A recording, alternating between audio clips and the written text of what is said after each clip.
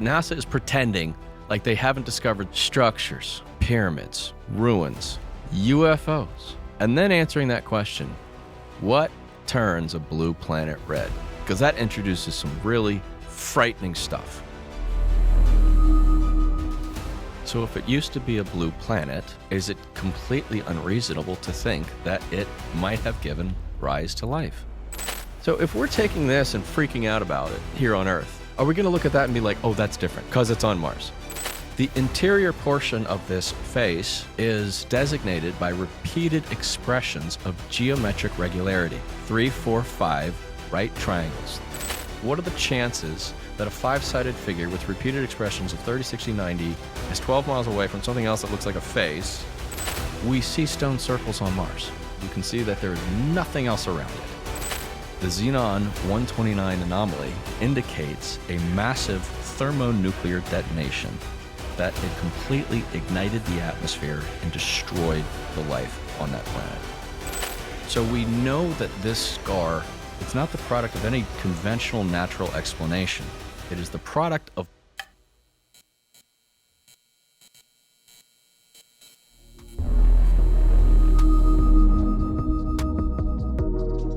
Would a good place to kind of kick it off be just an understanding of Mars as a whole and maybe what it was like in the past? Yes, okay. Perfect. All right.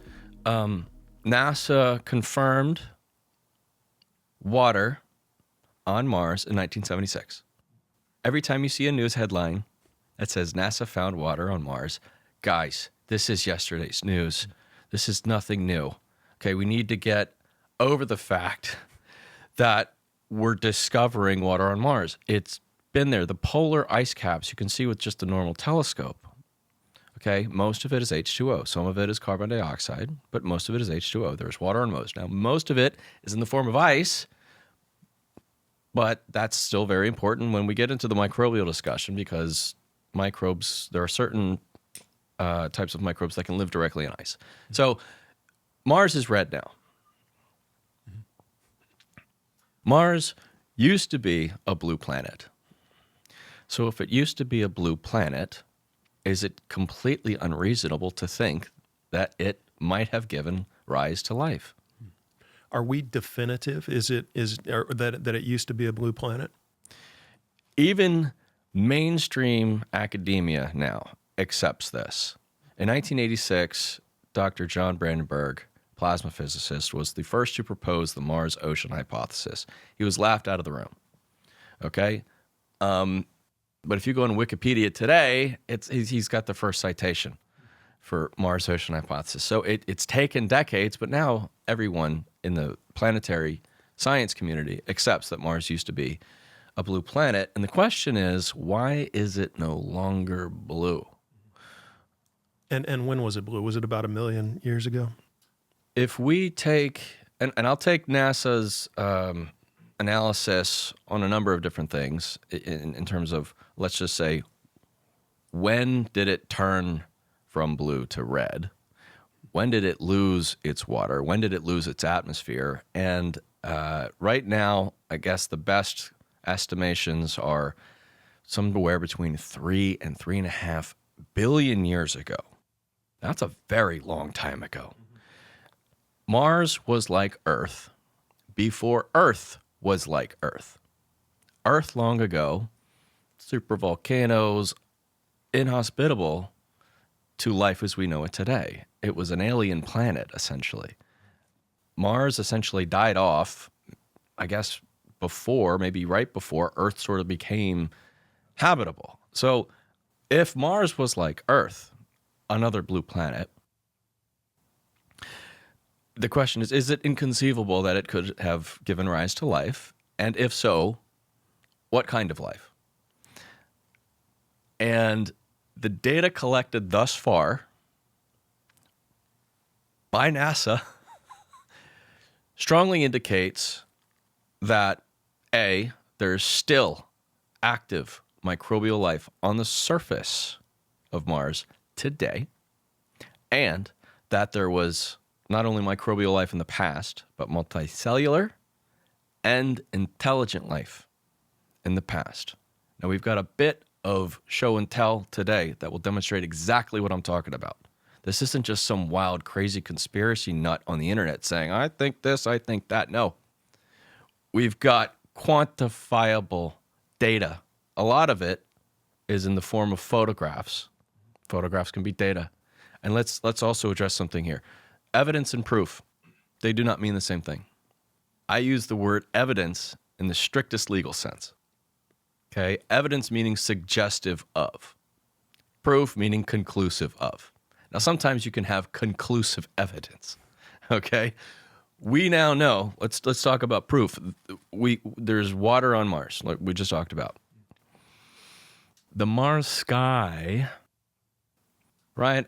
While I'm discussing this, if it's at all possible to try to pull up one of those rover images that show a really red, barren landscape. There we go. This is what you see most of the time.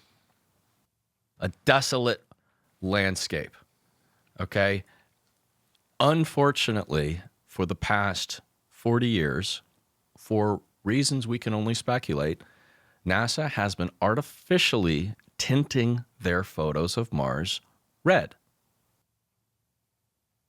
If you look at, now they've since corrected this, so if you look at a rover photograph today, that was probably taken a few years ago, Ryan, there's another photograph in here somewhere that will show Mars actually has blue skies.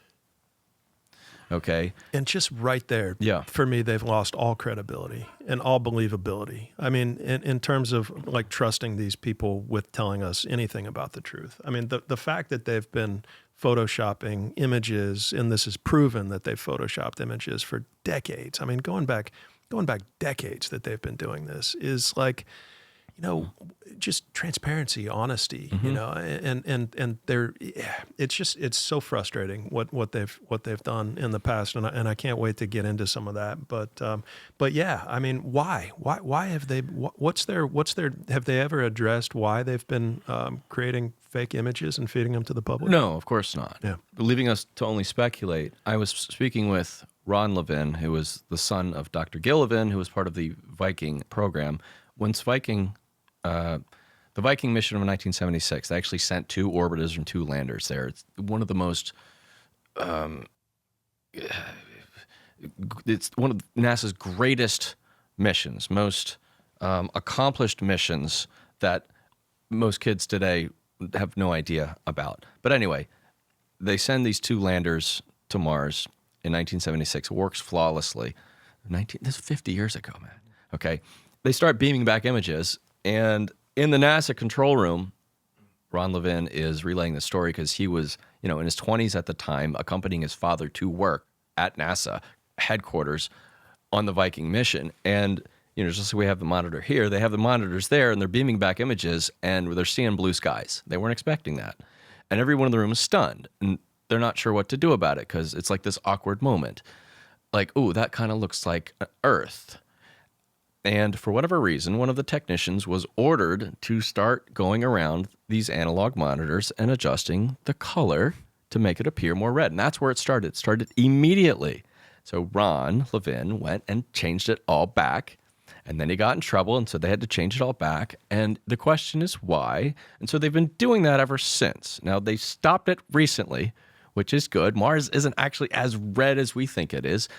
The term sticks. It's easy to say, like a redhead, red planet. It's fine. I'll still call it a red planet. But it's much more Earth-like. Yeah. So Right. in terms of, because that could easily be here on Earth. So now we use these terms like... And they have produced images that were taken on Earth that they've said were from Mars, right? That I'm not sure about. Okay. I see a lot of that stuff online. Okay. I haven't really taken that stuff seriously. Okay. I don't know if there's something to it or not, but I'm assuming NASA did send landers and rovers For sure. to Mars, and that these Yeah. are legitimate photographs. Yeah, I agree. I just thought I was fairly convinced that by another guest that there were photographs that NASA also released that were taken from Earth that were supposedly Mars photos. But when you zoom in, you see these little animals hiding behind rocks, and you see You can kind of you can see the Photoshop within the photo itself, and with the sky changing color and whatnot. Right. And they say that it's this spot, I think in Canada or something. Devon Island, people like to talk about. Yeah, I think is in Canada. Yeah. I would love to get in touch with people who have done some legitimate research there. Okay. All I keep seeing is a bunch of random internet accounts that want to claim this and that, and maybe there's something to it. I haven't looked at it. Okay. Well, let's stick to the facts then and what we do know. Sure. For this. And just for those people watching, listening, any images that I present, anything that's in my documentary, anything I post online, I vet everything. I go right to the source, and if I can find it on NASA's webpage or in their behind-the-scenes database, which we have access to, like, okay, this is legit. I found it, So anybody posting a picture, I'm like, give me the source. Good. So, and I guess just the last thing we'll say about that is this term cover-up or lie. These are very strong, abrasive terms. I usually don't like to use these when addressing this, except for one specific instance, which has to do with the face. Awesome shirt. Mm-hmm. Thank you. Okay. And we've got a lengthy portion here on the face on Mars. I don't really like talking about the face on Mars, but we're going to have to do it because there's a lot of people talking about it who have no clue what they're talking about. And is there something to it? There might be.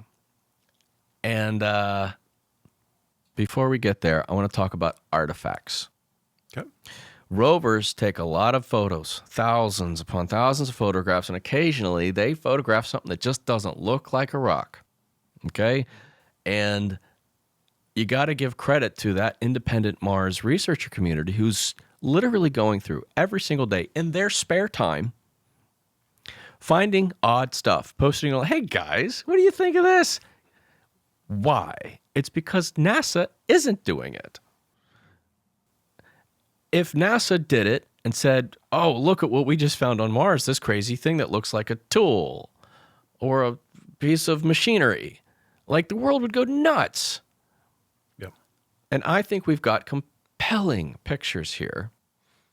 Most people have never seen because all they know is face on Mars. They haven't seen this updated stuff. And, you had Avi Loeb on here, you ask him about Mars, and he'll tell you, we don't have good enough photos. The resolution of these photos isn't good enough. It's not true. Avi's not looking at these photos.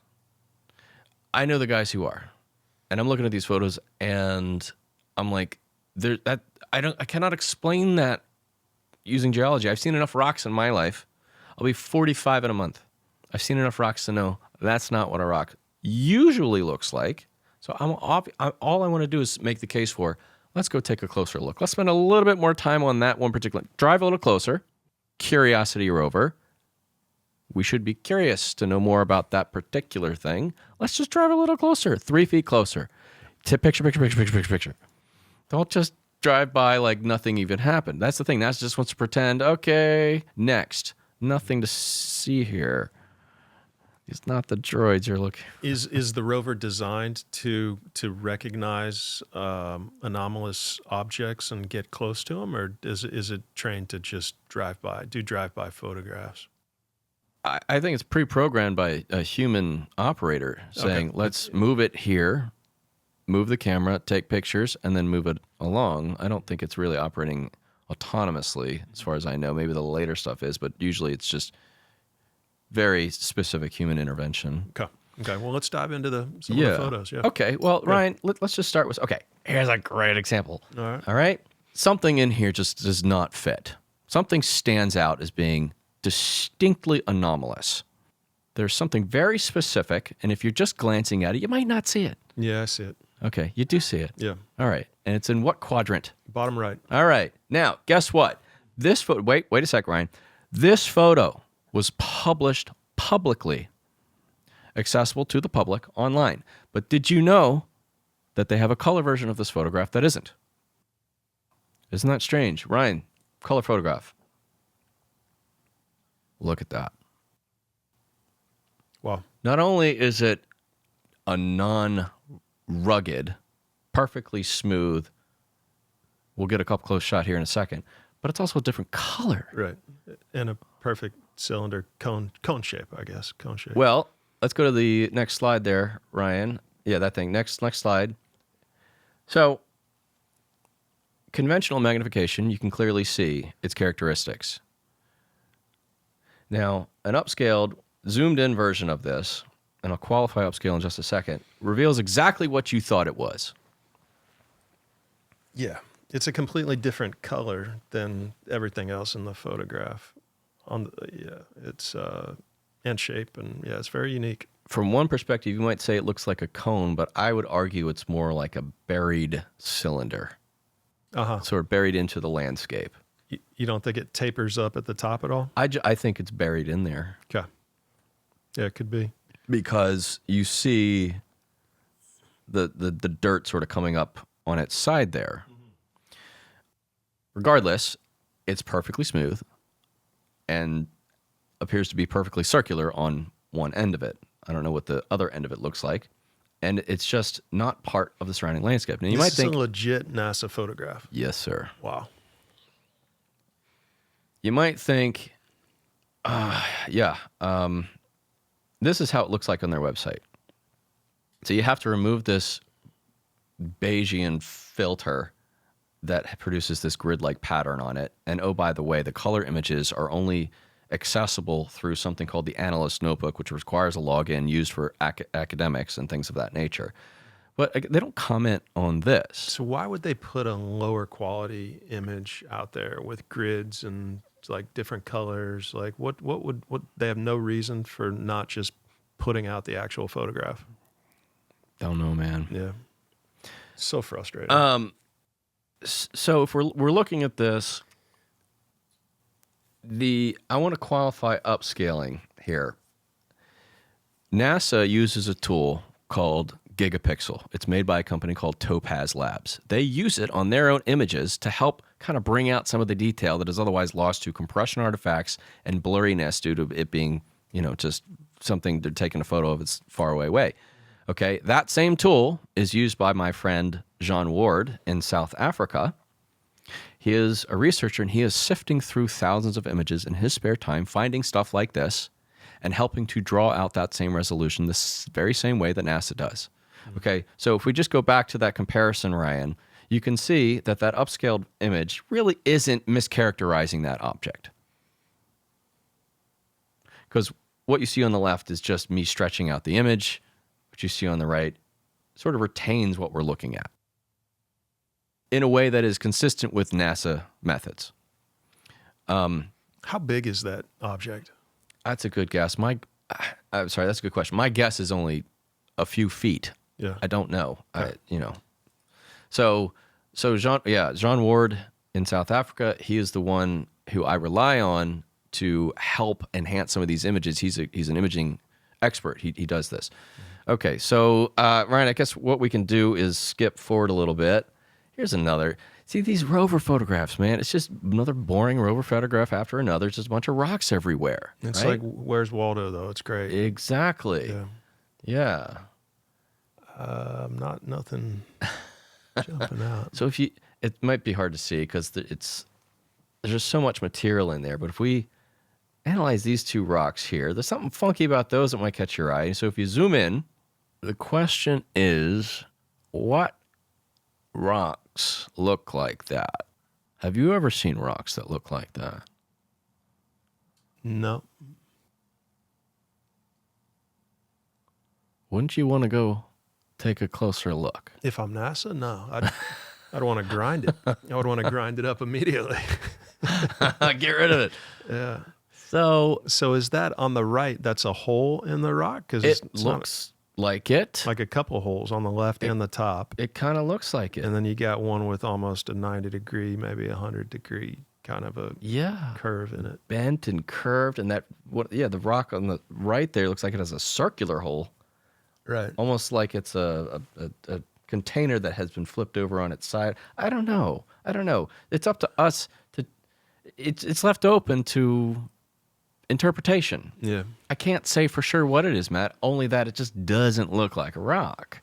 Now, NASA doesn't comment on this particular photo, but on these rocks, they actually did something unusual for them in that they stayed there for almost 2 weeks and took various photographs at different wavelengths to try to analyze these two rocks. All from the exact same angle. Right. They just kind of parked the rover there.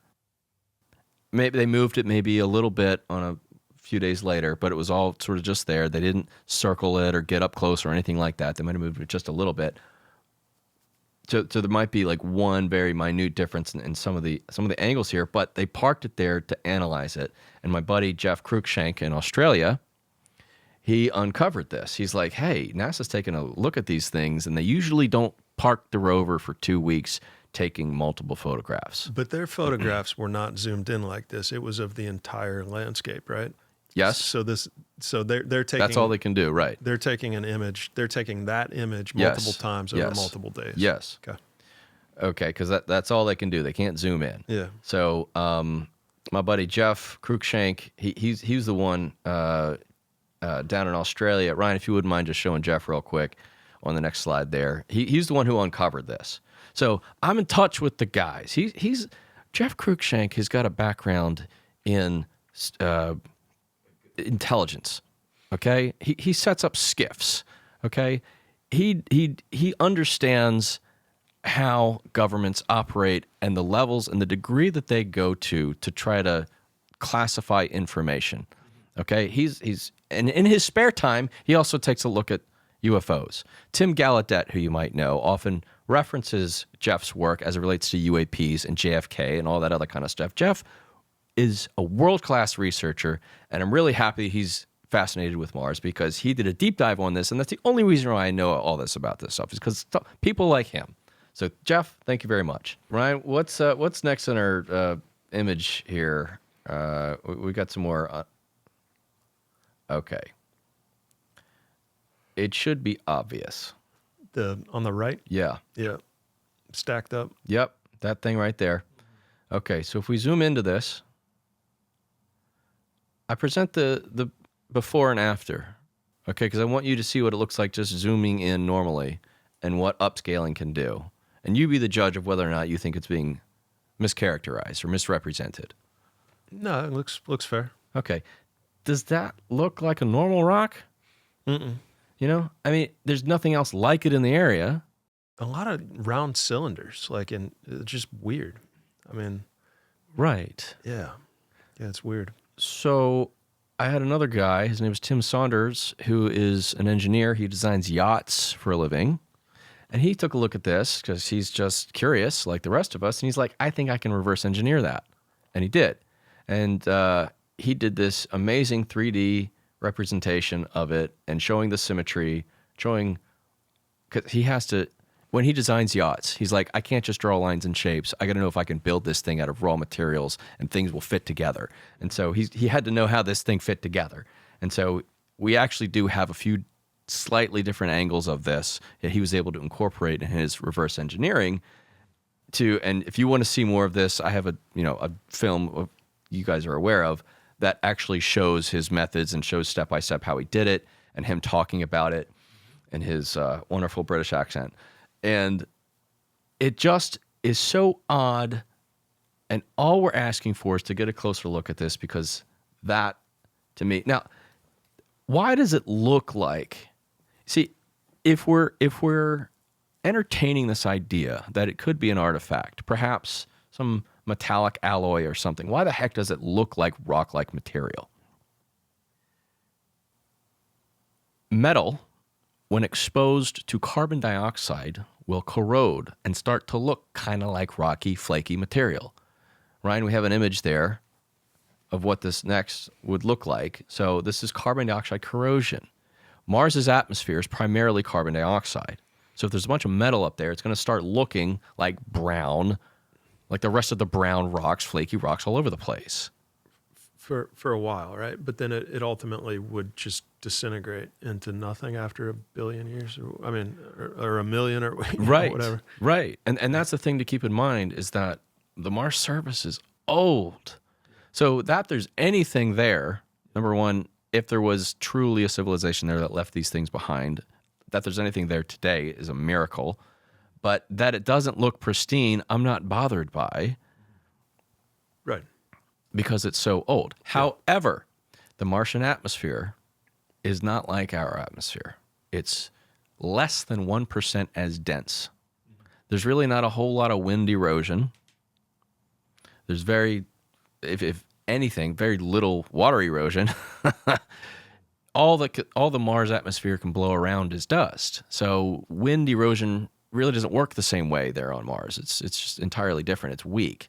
So when it lost its atmosphere, everything sort of just froze into place, being preserved, actually. So decay and erosion doesn't take place nearly as quickly as it would on Earth. Gotcha. So, Ryan, we got some other images here. Middle right bottom. Yeah, that's kind of funky. What I'm looking at is what caught Jean's eye was right there in the center. Okay. So if we zoom in on that, yep.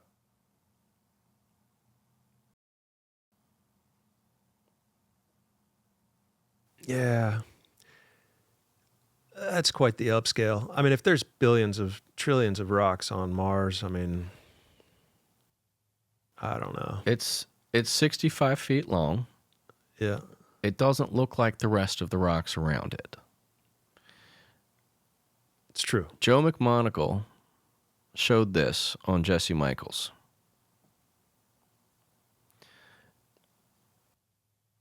I had Joe on the show. Yeah, and we'll talk more about Joe later. This when Joe was talking with Jesse, he was showing some images, and half of them came from John Ward, but nobody knows that. I don't know if Joe knows that. So that's why, I again want to thank you for this opportunity, because it's people like John Ward that find this stuff for us to take a look at. Now, maybe this is something, maybe it's not, I don't know. But it's just like, how would you describe that rock? Anyway, yeah, so let's see if we, oh, by the way, Ryan, go one previous. We have a different version of the upscale too. This was done more recently, so it just presents it a little bit more differently without that grid-like thing in the bottom of it. So we're trying to be transparent with this. We can't claim to know what it is, just that it looks a little bit different. Okay. All right, so let's go next. Keep going. Okay, I'll give you just a hint here, Matt. A lot of these things I just put right in the center. Yeah. No, I figured that was it. Yeah. Yeah, okay, so it kind of looks like a crater, but if we zoom in, this one required no upscaling, really. Like, just what is it? Yeah. 20 meters, like, what is it? Okay. Okay, let's go next. This one's not in the middle. It's over on one of the edges. Is this the door on the left side? Oh, no, I know that one. That's a different one. Okay, so up there in the top left. Yeah, let's zoom in on that, Ryan. Yeah, it's weird. Just a funky rock. Okay, let's go to the next one. The one there at the bottom.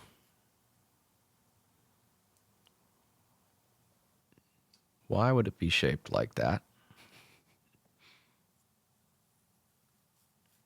If you can find me a rock that does that naturally, I'd love to see it. Okay? Okay, again with this filter. Right. All right. This one's hard to see. Let's just zoom into let's go to the next one here. If we zoom in on the middle here, we see the stick. It's just been sitting there for billions of years, just propped up like that. Is that a rock? I don't know. Do rocks do that? That's all they're supposed to be there, right? Just rocks. That's what I'm saying. Like, Yeah. if it's just supposed to be rocks, then what rock is making that shape? I can't really characterize it any further than that, only that it just doesn't fit the description of what I would call a rock. No. Okay? And below it is that anything on the left side on the left image? Yeah, right around. yeah, Just above that. It's just Yeah, It's I it's don't know. hard But to tell. anyway, it's that one's weird. And is there a shadow on that image? I think it's just, going left. The sun is up here. It's sort of going there. All right, let's go to the next one.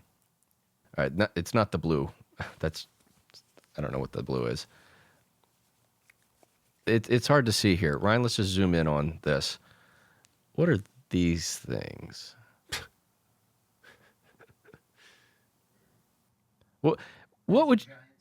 Oh, okay. Yeah, it's definitely a giant It just spoon. looks like a long spoon, doesn't it? It does. And oh, by the way, we found another one somewhere else. I don't know if it's really a spoon, but do Mars rocks really form these strange shapes? How big is that? Because it's just hovering in the air. I know, man. Like, it's weird. Yeah, that's weird. It's just weird. Okay, so let's go next. Yeah, I apologize. It's hard to see it from this distance, but if we zoom in, Huh. Wow. okay, Is that upscaled? slightly, but you can if you go back to the original, go back one, Ryan, you can see it right there in the center. Yeah. And if you were to stretch it out, I mean, it Just gets pixelated. yeah, it does, but you can see the 90-degree. Ryan, see if you can stretch this out. Just stretch it out. I don't know if that'll work, but Ryan's good at this stuff. Yeah. Okay, this is not upscaled here. Right. And you can see it. Yeah, that's weird, man. It's a weird shape. Jean is conservative with the upscale. He's done this so many times, and I have vetted his work. I've looked at the before and after myself. I've stretched it. I'm like, you know what? I trust his ability to upscale because all he's really trying to do is remove the noise Right. and the filters and all that kind of nonsense, just so we can see this thing. And he's using the same tool that NASA's doing. He's doing the same exact thing that they're doing because they rely on it because it actually does reveal detail. Okay. All right. Let's Next. okay, yeah, can we zoom in just a little? Here we go. All right. So obviously this thing here in the front, let's just take a better look at that. If we're dealing with a surface that is millions, if not billions of years old, I'm not bothered that we don't have pristine looking anomalies. But I'm just sitting here wondering what rock. And again, this doesn't look like anything in the landscape. It is distinctly different. It just sticks out. I mean, how would you characterize this? This would be like Mothman, basically. Like Mothman lands on Mars 1 million years ago and dies, and here's his remains. Something like that. Excuse me. I don't know. It's weird. Yeah, and that's all we're saying, man. It's just weird. Yeah. Let's take a look at the next one. It doesn't get me like the spoon gets me, or a couple of the other Sure. ones. But it's weird. And that's the thing. Like, these are all very different from one another, and some may work and some might not. Yeah. All right, let's zoom in on this one, Ryan. What does that remind you of?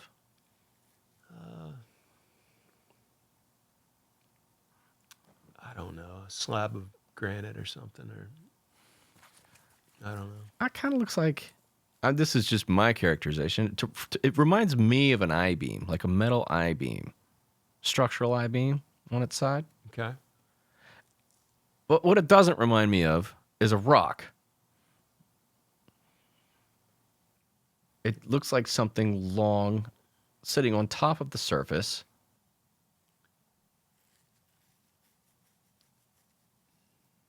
With a very specific structure. So, Ryan, is that the end of a slideshow? And the one behind it, it's totally flat on top with the line that goes through. It's kind of interesting too. I mean, Yeah. So we have these odd things. I'm just asking for NASA to take an authentic look at these things, not through the lens of geology.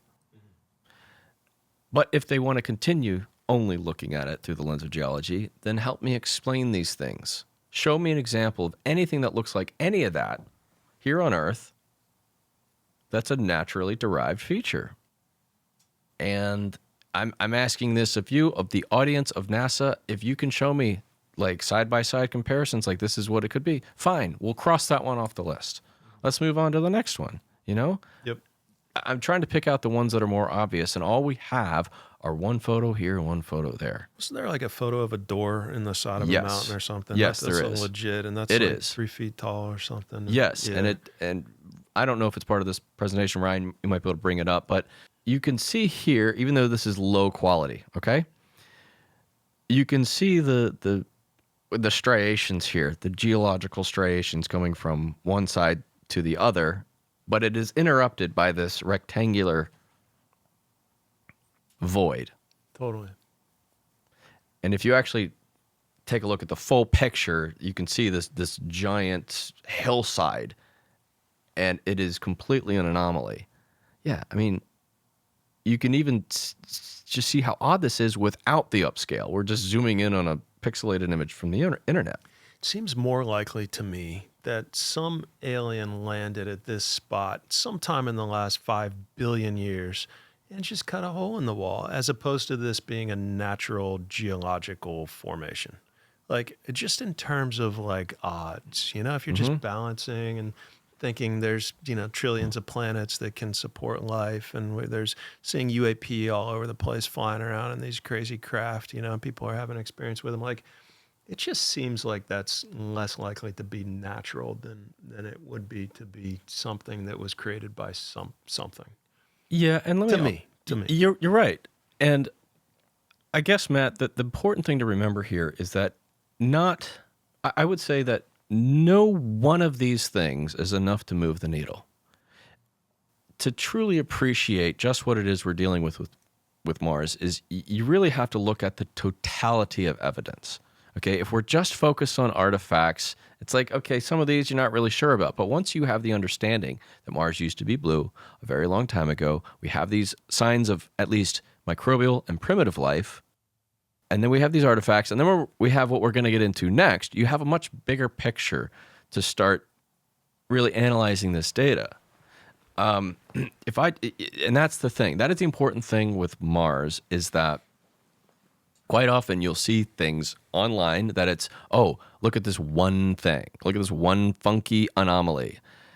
And it's hard to really put a lot of stock into that because you don't have the other corroborating pieces of evidence. You don't have the complete story. And you certainly don't have NASA going to bat for any of this, because that's what people want to know. What does NASA think? Rightly or wrongly, people still believe in our institutions. Okay? The world is not black or white.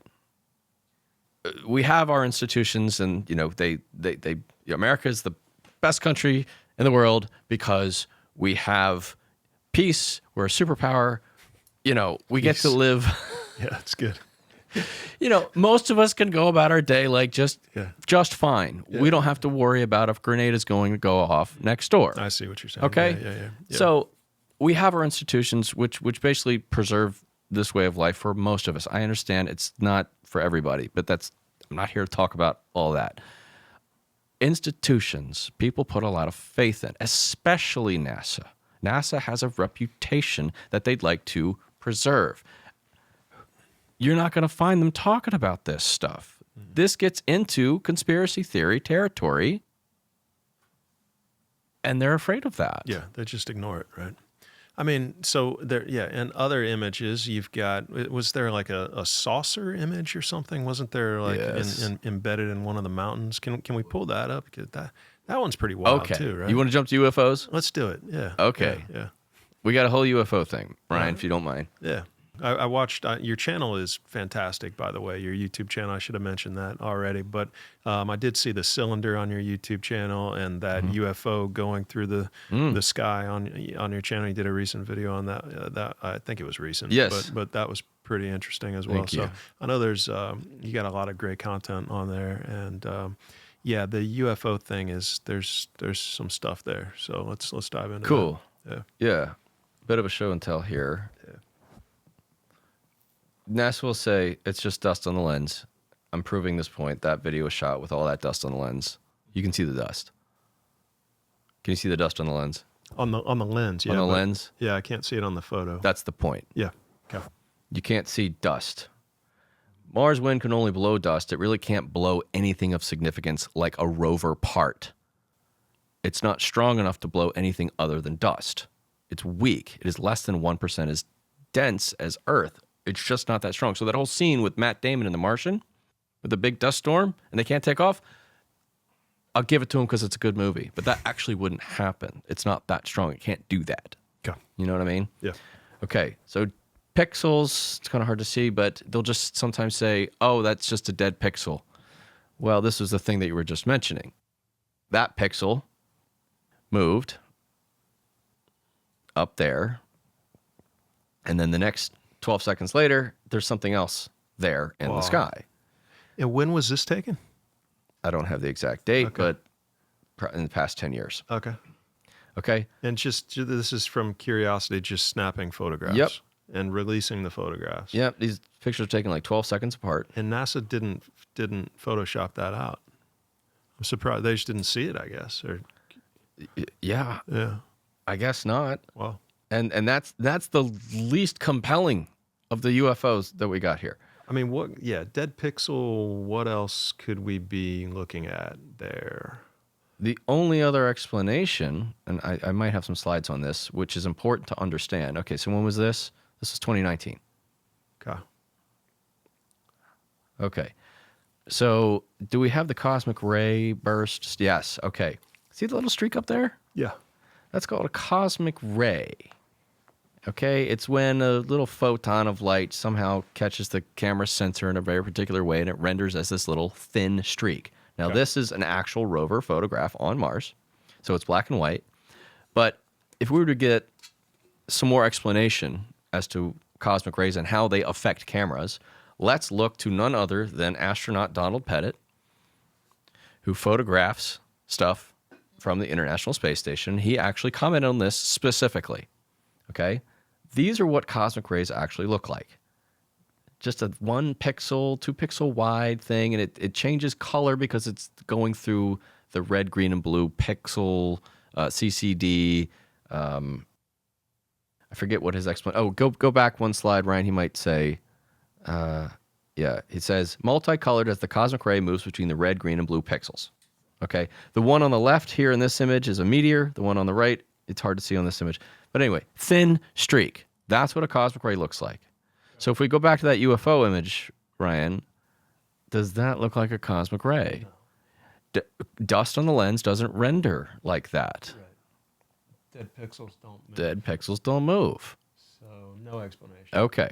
So let's go to the next. Yep, here we go. All right. You can kind of see it in the sky up there, Matt. There's just a little dot. But if we zoom in. This is the same object? No, this is different. Oh, okay. Okay. You can see it in front of the mountains. You see the dot on the left side of the picture? Yep. Okay. If we zoom in, that's what it looks like. All right. Now, I'll be damned if it doesn't look like the UFO gimbal. Yeah, it does. So if we're taking this and freaking out about it here on Earth, we can't look at that and are we going to look at that and be like, oh, that's different because it's on Mars? So the photograph on the left is the same one that we just looked at from before, from the larger. No, I'm sorry, different photograph. Right. Okay, but when you zoom into that, was it only captured on one photograph? This one? Yes. Okay, so when you zoom into it before the upscale, what does it look like? Because that's very clear. It is. On the right. It looks like a little blob with. Well, I guess if Ryan can try to do it here. Huh. Yeah. Okay. There's something there to it. That's not just 1 or 2 pixels. There's shape to it, and you can obviously there's something a little bit more on the bottom. Wait, go back in, Ryan. Not quite as far as you were though. Huh. It could be nothing. Yeah. Matt. Yeah. And like I said, any one of these photographs is not enough to move the needle. Right. Okay. No, that's interesting. Let's keep going. Yep. It's another one. It's got this disc shape with a bulbous center. It's white. It's not dust. It's not a pixel. It's not a cosmic ray. And there was one image of this. Just one. Yeah, that's all we got. Okay. Looks like it's got his shield up for that one. Yeah. And what is that? That's all we can say. What is it?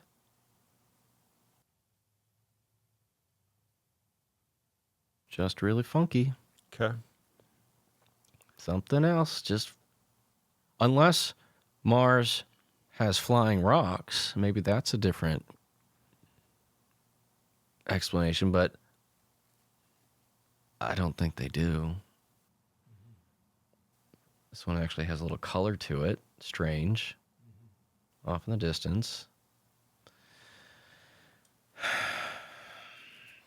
None of these, they're inconsistent too. I have a photograph. I have a bunch of photographs from NASA, actually from like the 60s and 70s and 40s and 50s. And there's one image in there that I want you to take a look at before the... Sure. Because it looks like there's potentially like a saucer flying in one of them. That's the reason I got that specific one. Yeah.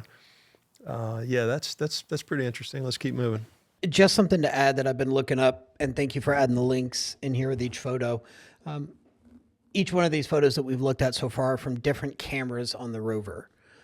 So that could, negate the conversation of it's a problem with the camera, right? But it's from the left nav cam, right nav cam, the center arm cam, so on and so forth. So, yeah, thank you, Ryan. That brings up a good point. Is that Donald Pettit, that astronaut photographer, once the cosmic ray dings the CCD, it kills the pixel. Sometimes it actually produces the dead pixels. And then when that happens, they're stuck there forever.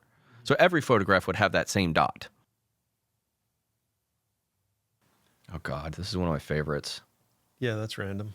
Just no explanation.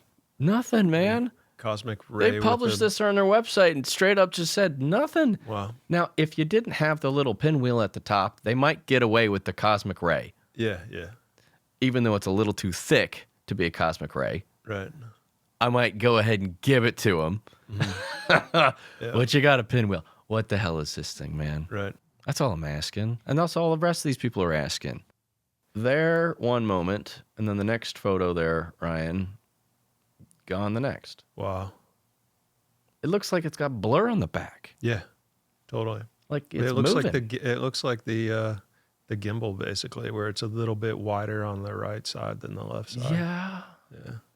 Just funky, man. I think that was the gimbal, but yeah, that's the. And here's the one you were talking about next. Oh, there we go. Yeah. Right. I mean, that's a skid mark, right? Kind of looks like it. Kind of looks like it. It does. And then, like from a long time ago, because whatever that stuff is on top of it, right?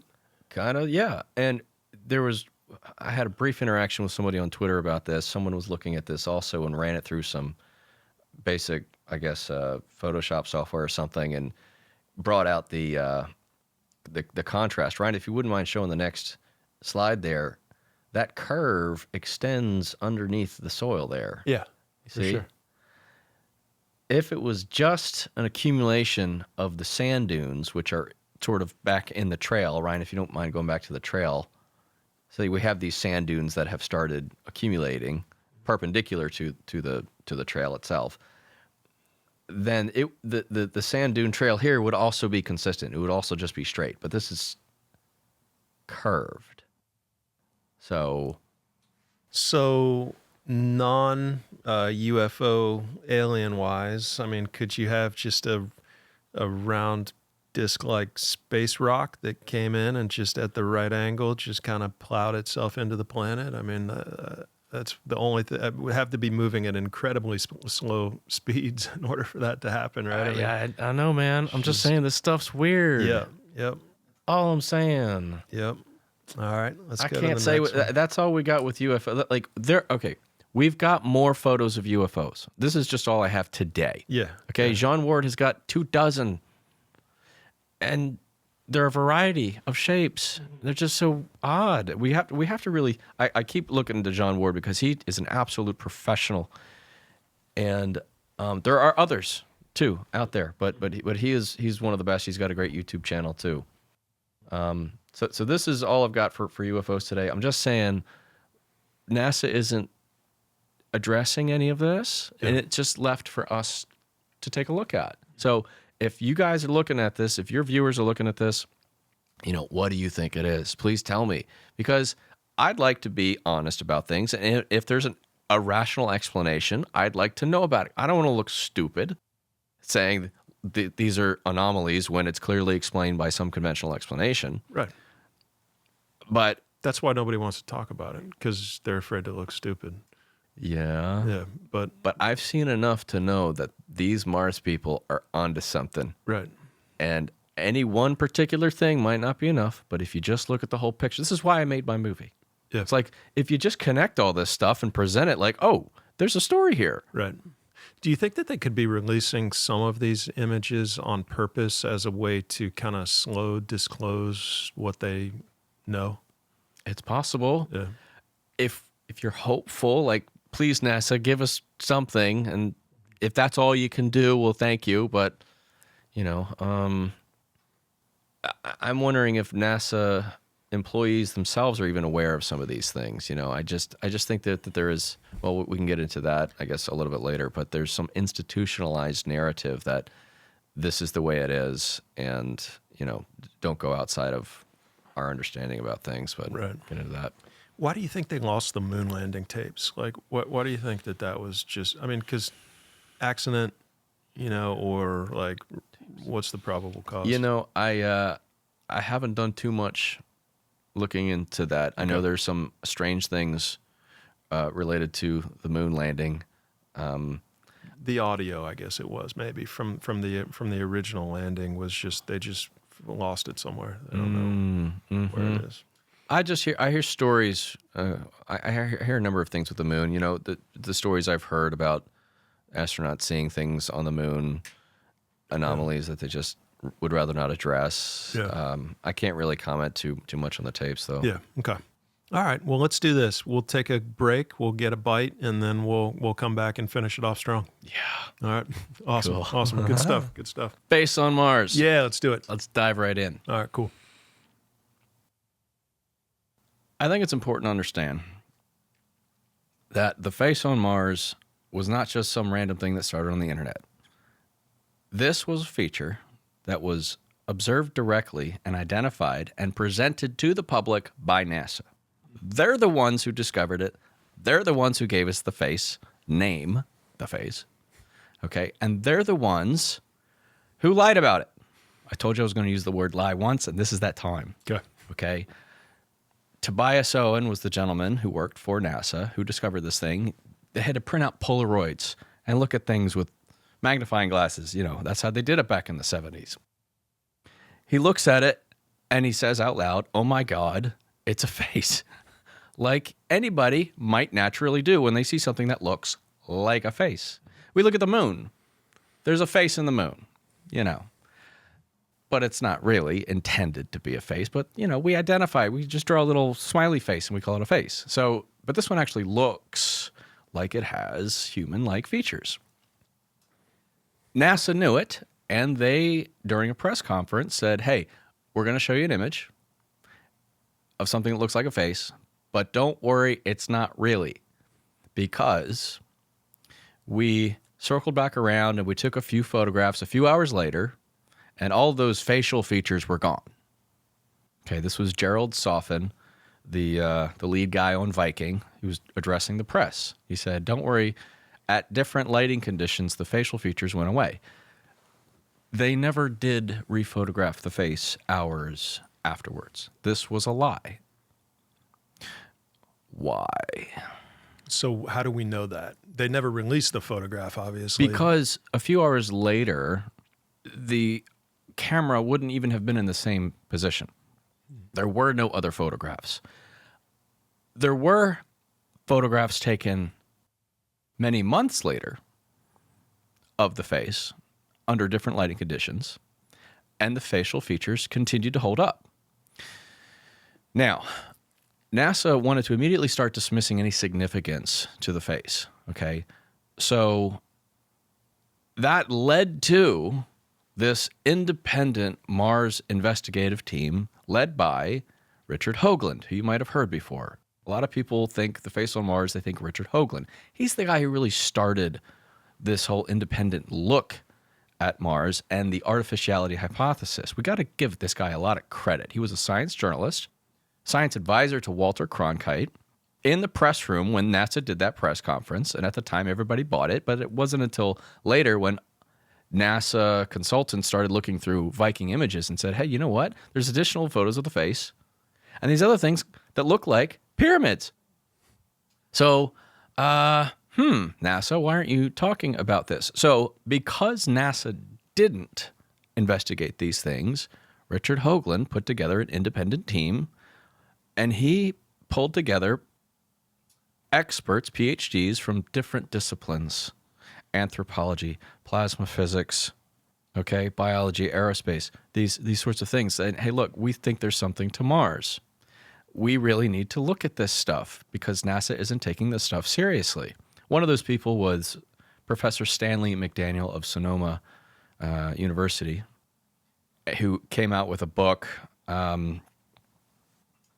basically criticizing NASA on their mischaracterization or misleading the public on everything, which added a lot of credibility to this Mars investigative team to actually get academic figure like him involved. But anyway, I just want to pay homage to this original Mars investigative team, of which there was an actual artist. Her name is Cynthia. She's still with us. And she put together a clay sculpture, and they tested this under different lighting conditions to show that the facial features kind of do hold up. So this is the original Viking image of the face, and so they were putting this to the test because NASA said, well, the facial features went away. And they didn't, okay? So then there was this other guy named Mark Carlotto who back in the 80s put together this 3D render of the face. You know what animation was like back in the 80s, Matt. It was hardly what it is today. So for him to be able to do this, again, just in his spare time, again, the facial features held up. Dr. Mark Carlotto exchanged letters mailed back and forth back then with Carl Sagan. They were addressing this facial feature mishap, okay? And Carl Sagan said, I certainly agree that Jerry Soffin's, what he called it, tricks of light and shadow. That's what you're seeing. You're seeing tricks of light and shadow. That's what Sagan said? That's what Gerald Soffin, the NASA guy, said. Oh. And so Sagan said, I certainly agree that Jerry Soffin's trick of lighting offhand remark is in error. Meaning he's acknowledging that NASA should not have said that because these facial features do hold up.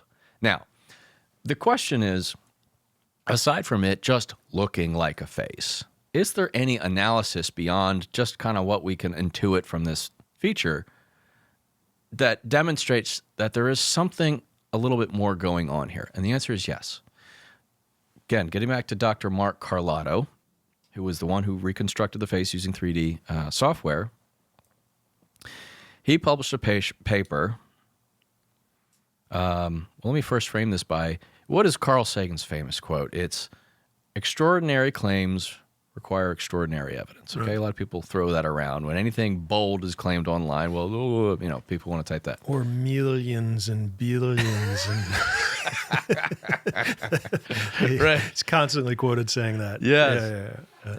So Carl Sagan has this other quote that came from Cosmos, something to the effect of, intelligent life first reveals itself through the geometric regularity of its construction.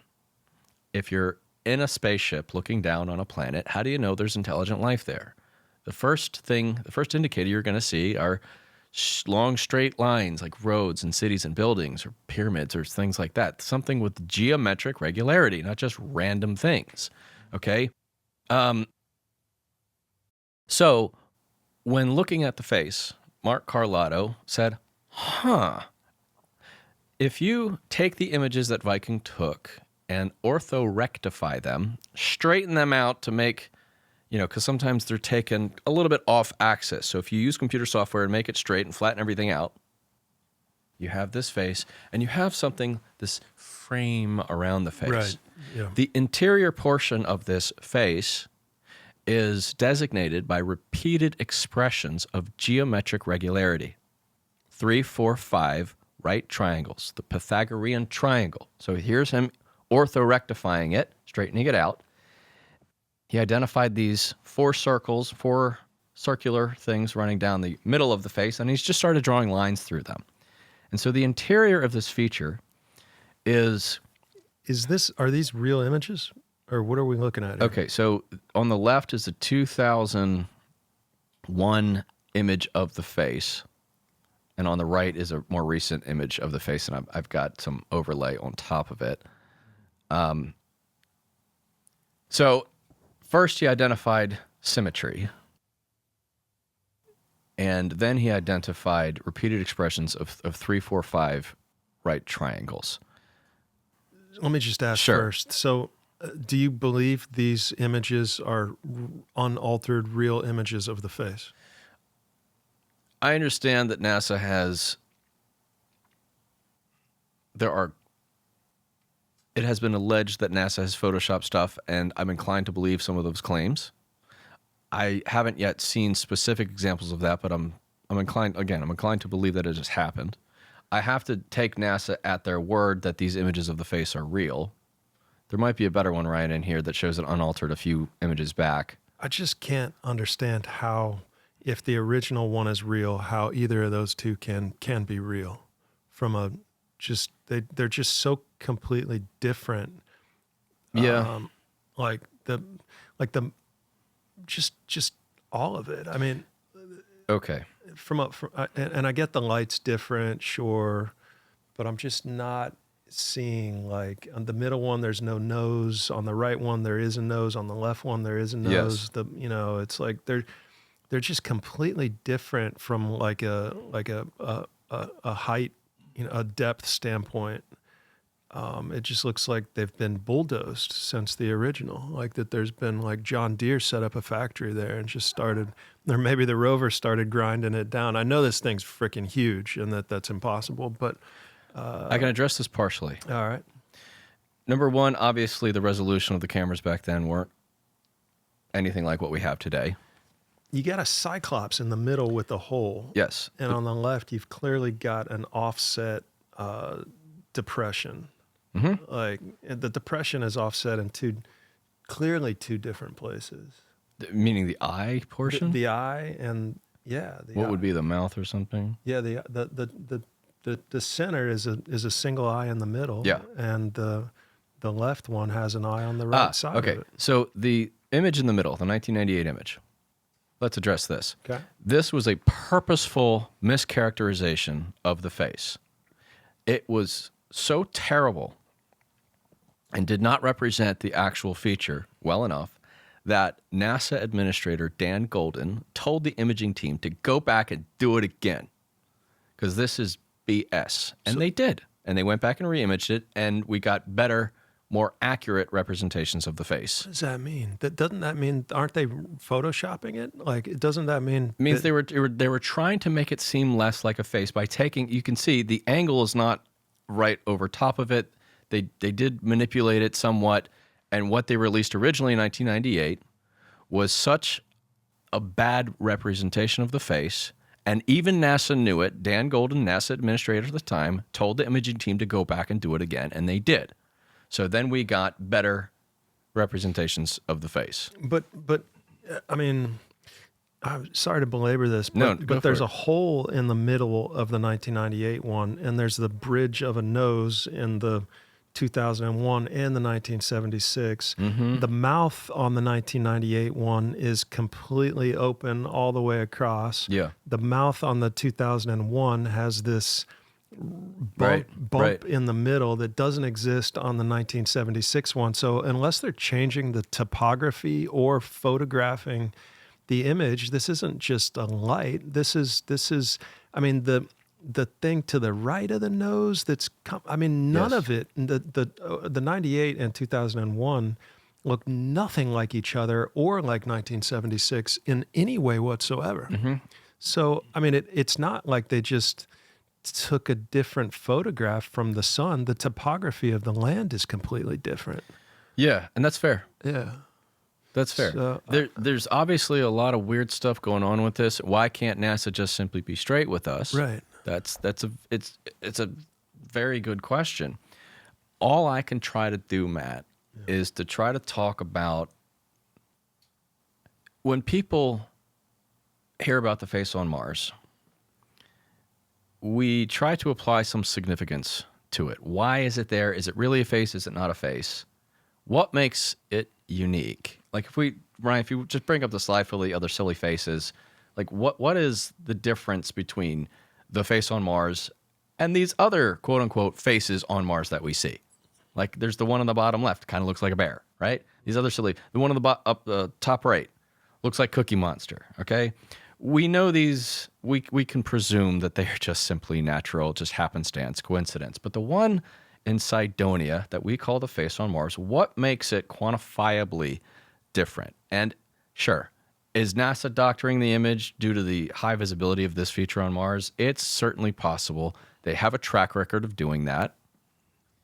I feel like I can't get very far in that argument. It's a legitimate question. I feel like I would get stuck easily if I'm trying to go down that hole, of which there could be some legitimacy to. I certainly understand the point you're trying to make. What I'm trying to do is to make people aware of the actual research done by more qualified people than I that most people have never even heard of, that demonstrates why there's something to it more than just it looking like a face. Quantifiably, and this relates to Carl Sagan, geometric regularity. Okay? So there are these, if you subdivide this, you can frame the interior of this face with repeated expressions of 3, 4, 5 right triangles. And you can identify the frame of the face by larger 3, 4, 5 right triangles. So on the left is what was published in the research paper. It's kind of hard to see. On the right is just my quick Microsoft Paint version of it with the red lines. All right. So what this shows... 3, 4, 5 is significant because it's Pythagorean triangle, Yes. and 3 squared plus 4 squared equals 5 squared. Yes. Yep. Okay. Right. 3, 4, 5 right triangle is a mathematically significant triangle. And what is the likelihood that a feature on Mars that looks like a face, that is nearly a mile long, has these triangles that, if you notice the frame, what I call the frame of the face, it is perfectly distinguished with the larger of the right triangle, the border between the smaller triangle and the larger triangle is where the frame of the face is on all sides. So this is part one of the quantifiable analysis of this face. Now this might be a bit tricky, okay? But 3, 4, 5, there's this guy, Friedrich Gauss. He was a mathematician in the 19th century. Gauss, we have this Gauss due to measuring magnetism, right? When we de-Gauss a CRT screen or something like that, okay? Gauss proposed a way to demonstrate why the 3, 4, 5 right triangle is significant, especially when it comes to, as it relates to making contact with extraterrestrials. Why would we use the 3, 4, 5 right triangle to do that? If that's what the face on Mars is doing, is there any historical precedent for that? And in fact, there is. Friedrich Gauss in the 19th century proposed a way for humans to communicate there is intelligent life here on Earth to those beings that may be flying around out in outer space. And what he proposed is the Gauss-Pythagorean right triangle proposal, where he wanted to make big 3, 4, 5 right triangle, large enough to see from the moon or Mars, and put adjacent to each side of the triangle these squares. So this would be large enough to see from the moon or Mars. And he proposed this back in the 19th century. Just put this on planet Earth somewhere, and that will show aliens that there's intelligent life here, because they will understand the mathematical significance of this. So there is historical precedent for using a 3-4-5 right triangle in the same way that some are proposing that the face is doing to us on Mars. You had Matt LaCroix on here talking about, so that's the second piece of this. You had Matt LaCroix on here talking about fractals. We see fractals in nature all over the place. Okay? And this, he's great. Great guest. Matt's great. Yeah. Mark Carlotto is the hero of the day of the face here. Mark Carlotto, software whiz kid. Okay, this is back in the 80s. He was kind of on the younger side of this investigative team. He's like, I wonder if there's something we can do to address how just weird this face is in relation to the surrounding environment. So he wrote a program which analyzed the entire area of what we call Cydonia on Mars. He analyzed it with fractals. And it basically works like this. If it's a natural landform, it has a higher fractal ratio, okay, because we see fractals in nature all over the place.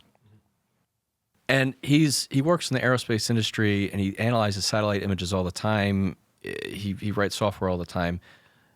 So they use this in defense to identify, let's say, a military bunker from trees, to identify artificial man-made objects very easily from trees. So at a glance, software can identify the differences between the two. If it has a low fractal, then it's like, and we have an image here, Ryan, that will show, just go back one for the terrestrial. So here's like a base, and you can see an airplane. And on the left is the image, and on the right is the fractal analysis. So you can see the bright spots light up with the stuff that is not natural.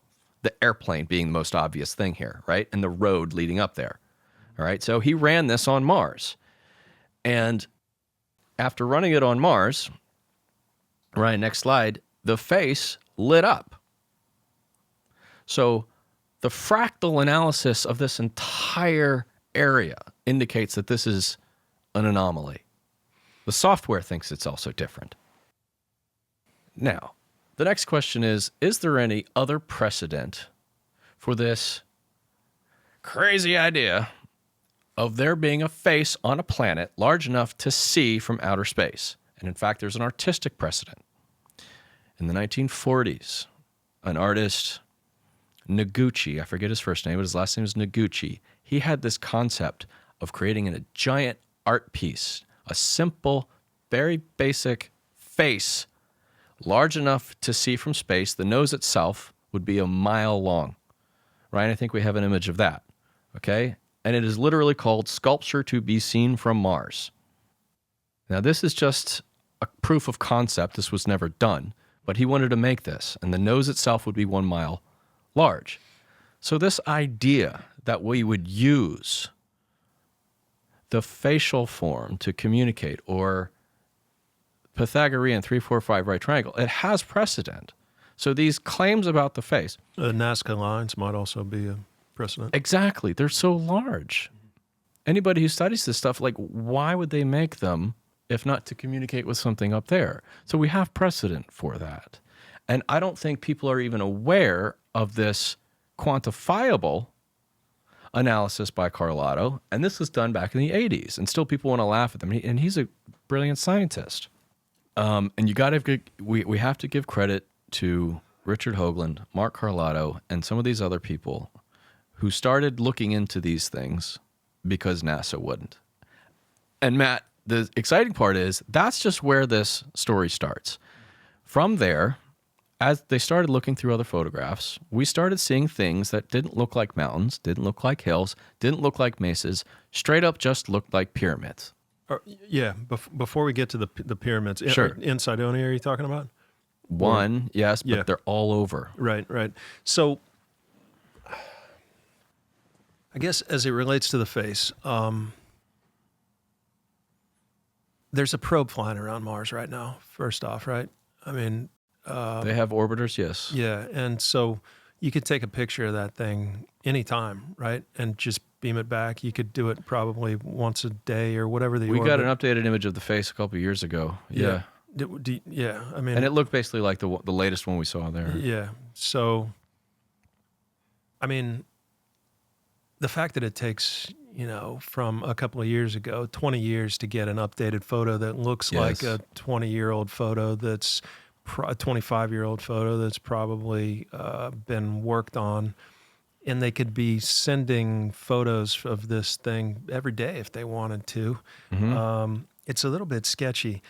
And then why is it like, I guess when you look at the thing, another interesting thing about it is that the head covering or whatever it is, to me looks like the Egyptian headdress, right? Which is weird because in Egypt, to my knowledge, none of those have ever been discovered in any ancient burials, or none of those have ever been recovered or found as an artifact or anything. We don't have any examples of those, but it's all over the art.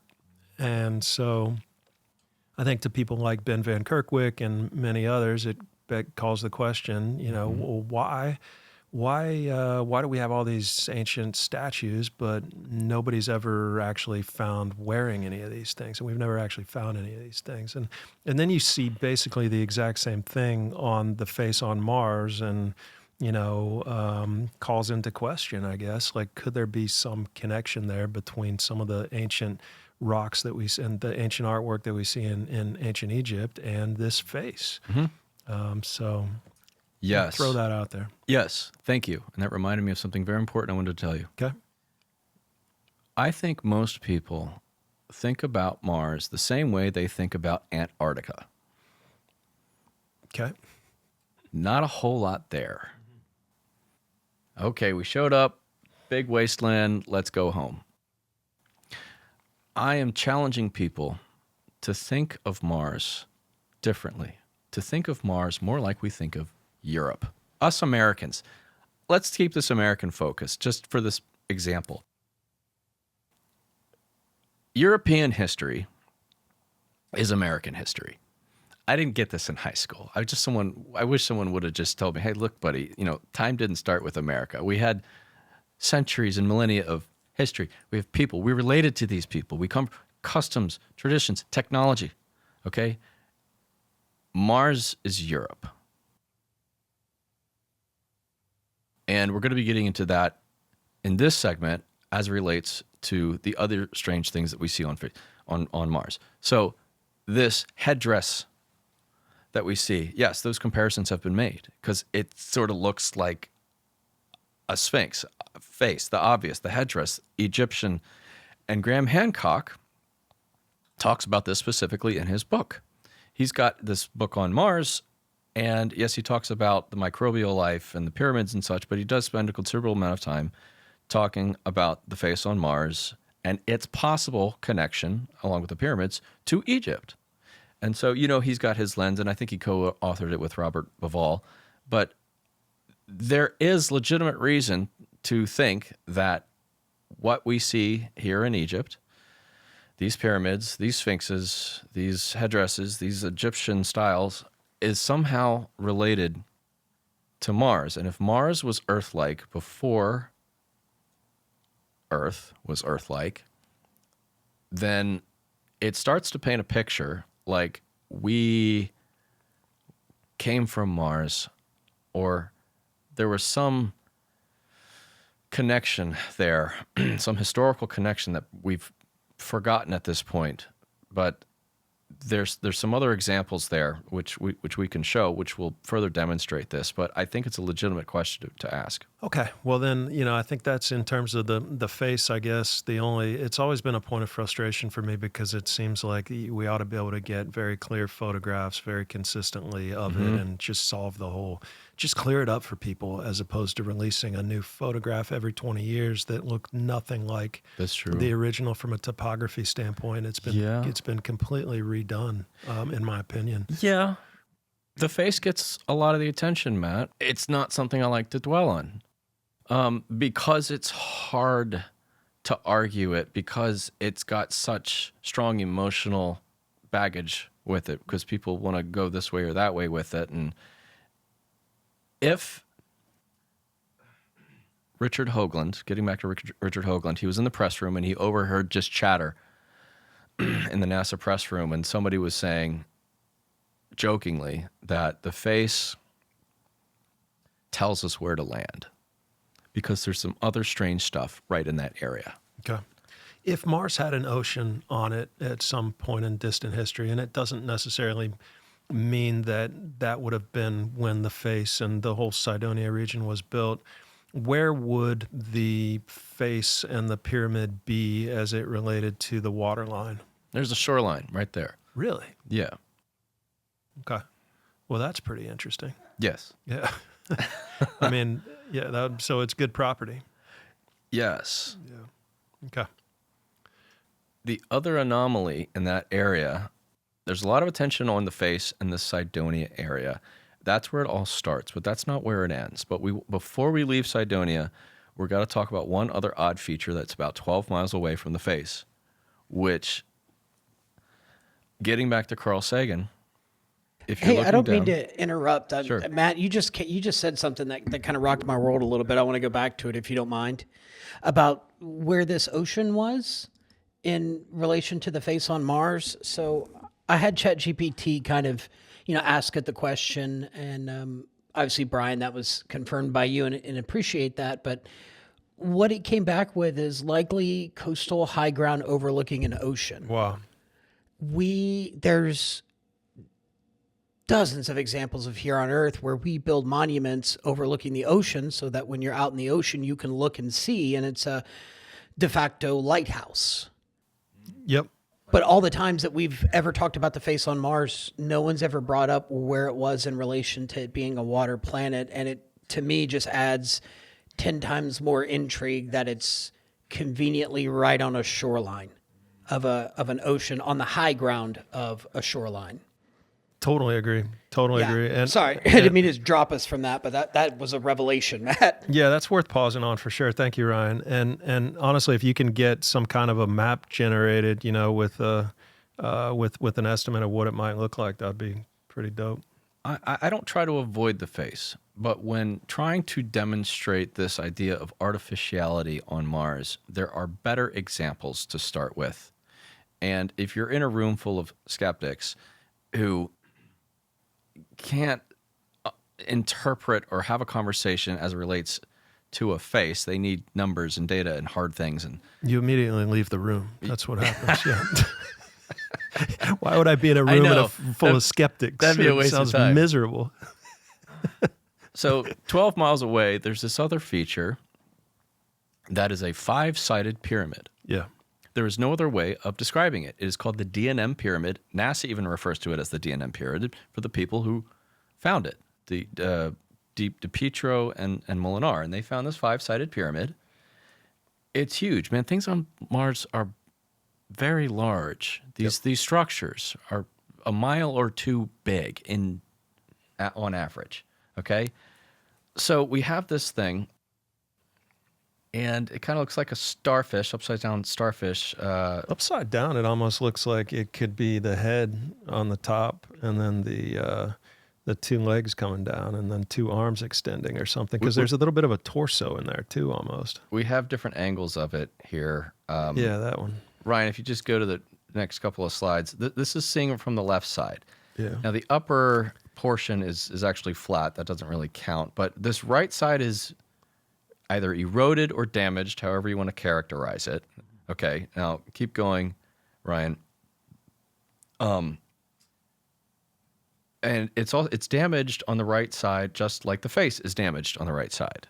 What is this? So this is Cydonia, and on the upper right you see the face. Oh, I see it. And on the lower left you see the pyramid, and on each side they're both aligned in the same direction and both damaged on the right side. So I just find that curious. Don't spend a lot of time on that. But if you take a look at it from a different angle here, you can kind of see it has this starfish-like quality to it. And you can clearly see, when compared to volcanoes on Mars, this looks nothing like a volcano. Right, right. Now, if we're identifying signs of intelligence here, if we bifurcate this, if we just split this thing in half. Oh, I'm sorry. Yes, here we go. You can clearly see there are repeated expressions of geometry, geometric regularity. This is what Carl Sagan is talking about, geometric regularity. We have repeated expressions of 90-degree angles. Ryan, can you reload this? It shows the, yeah. You can see the lines there. Okay, if this thing's 1 million years old, 1 billion years old, I don't know. Might have some erosion. Exactly. I'm not worried that it's not pristine, but what are the chances that a 5-sided figure with repeated expressions of 30, 60, 90 angles, internal angles, is 12 miles away from something else that looks like a face? Just kind of strange. It looks nothing like a volcano, and it's not part of a mountain range. Yeah. And next slide, Ryan. If you take each side and mirror it, and then compare, go forward one. There, Ryan. That red outline is the same for each side. You can mirror the thing, and this thing's over 2.5 miles wide. What are the chances that nature has done that? So I see. Okay, so you can take the right side mirror. Go back and forth, it makes Ryan. the right image. You can take the left side mirror. Yeah. Yep. It's awfully symmetrical. Got repeated expressions of geometry. Oriented in the same way. You know how orientations play an important role in the megalithic structures here on Earth. Yep. These things are both oriented in the same way. So this is where the story starts. You had Joe McMoneagle on here, and he remote viewed Mars. Okay. And he remote viewed one very specific pyramid on Mars, and it's called Crater Pyramid. Ryan, if you can bring that up. This pyramid is directly adjacent to an impact crater. Now, this is an old photograph, and we'll see a new one here just in a second. But first, let's look at this closely. You see an impact crater, which is 2.5 miles wide. The pyramid next to it is 1.7 miles wide. You see a surrounding ejecta field where all the debris that was inside the crater was blown out and spewed all over the place, but it is not on top of the pyramid next to it. The pyramid itself has no damage to it. If something came down and created a 2.5 mile wide crater, the idea is that anything next to it would have been blown to smithereens. The shockwave would just destroy it. Yeah. There would be some sort of damage, but there's nothing, no indication whatsoever that there's any sort of damage. Now, we have better photos of this, Ryan, if you look at the next photo, and you can clearly see it's not conical. It actually has sides to it. Just look at the shadows. It looks as though it has 4 triangular sides. Next to a crater. What are the odds of that? Really funky. Right. And this was the specific pyramid And that there's Joe no, McMoneagle looked at. there's no geological way that the pyramid could have come after the impact. Well, maybe a volcano sprung up, but does that look like a volcano? Looks like a pyramid. Volcanoes on Mars, Matt, on average, are 100 miles wide. On average. This is 1.7. Now, NASA actually does say something about this. They rarely comment on things, but this is one instance where they do. All we get is a title. Ryan, if you can bring up the next slide, I think they have that there. Yes, they call this a knob. A knob. Now, I looked this up because I had no idea what that meant. A knob is a more common name for a kame. I didn't know what a kame is. K-A-M-E. It is essentially a glacial deposit of loose material. That's what they say this thing is. Now, if you look at the surrounding area, there's nothing else like this, right? I think I have a slide of the whole area. Yeah, okay. You see some craters, the surrounding area. There's no other structures like this in the surrounding area. No. So we're supposed to believe that a glacier just deposited something 1.5 miles wide, with 4 sides directly adjacent to a crater. Has the rover been in there to explore?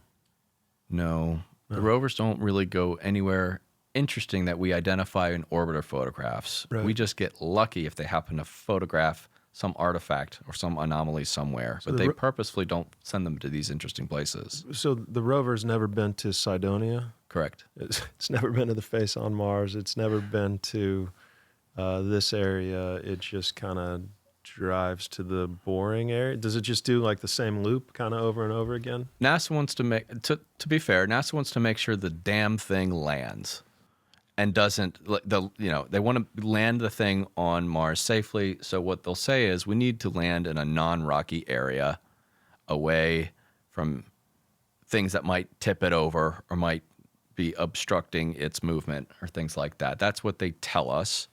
And there's got to be some truth to that because, you don't spend all this money to send something in there for it to crash and get stuck. So, yeah, make it flip resistant, though, right? Can they handle that? I know. They got some pretty good engineering there for sure. Yeah. So they don't. So that's the reason why. But Cydonia is completely flat, like other than the pyramid and the face. It seems like there's plenty of spots to land. It's totally flat. We've got the tech. Yeah. We just need the will. Right. But I mean, land or just drive it over there, right?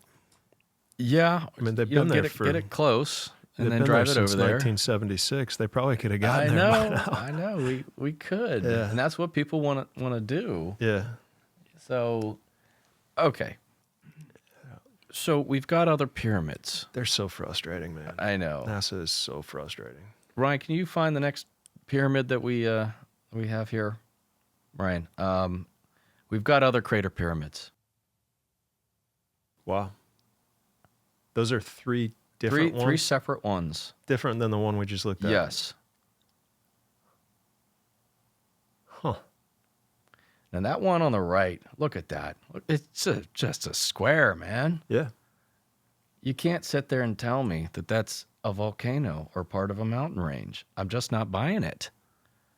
I can't describe it in any other terms. And how that one in the middle doesn't just get completely annihilated by the shock wave. I mean, like exactly. It looks like it came in after. I mean, like it looks like the side of it was like dug into the crater itself, like as a part of the crater itself. Yes. And very strange.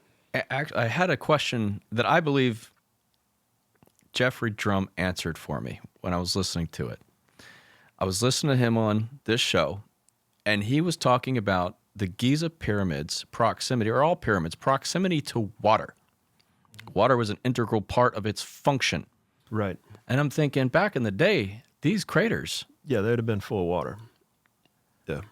It clicked right after I heard that. I'm like, why would they build it next to a crater? What sense does that make? Right. Like, right. well, yeah. There we go. He gave me the answer. Yep. And not only did he give me an answer, I almost mentioned that earlier, but yeah. Yep. And there was one other thing too. Part of his slideshow, he had a very extensive slideshow, but I'm glad he did because there's one particular slide. Ryan, if you go to the next slide here, he was talking about the Great Pyramid being flat on top.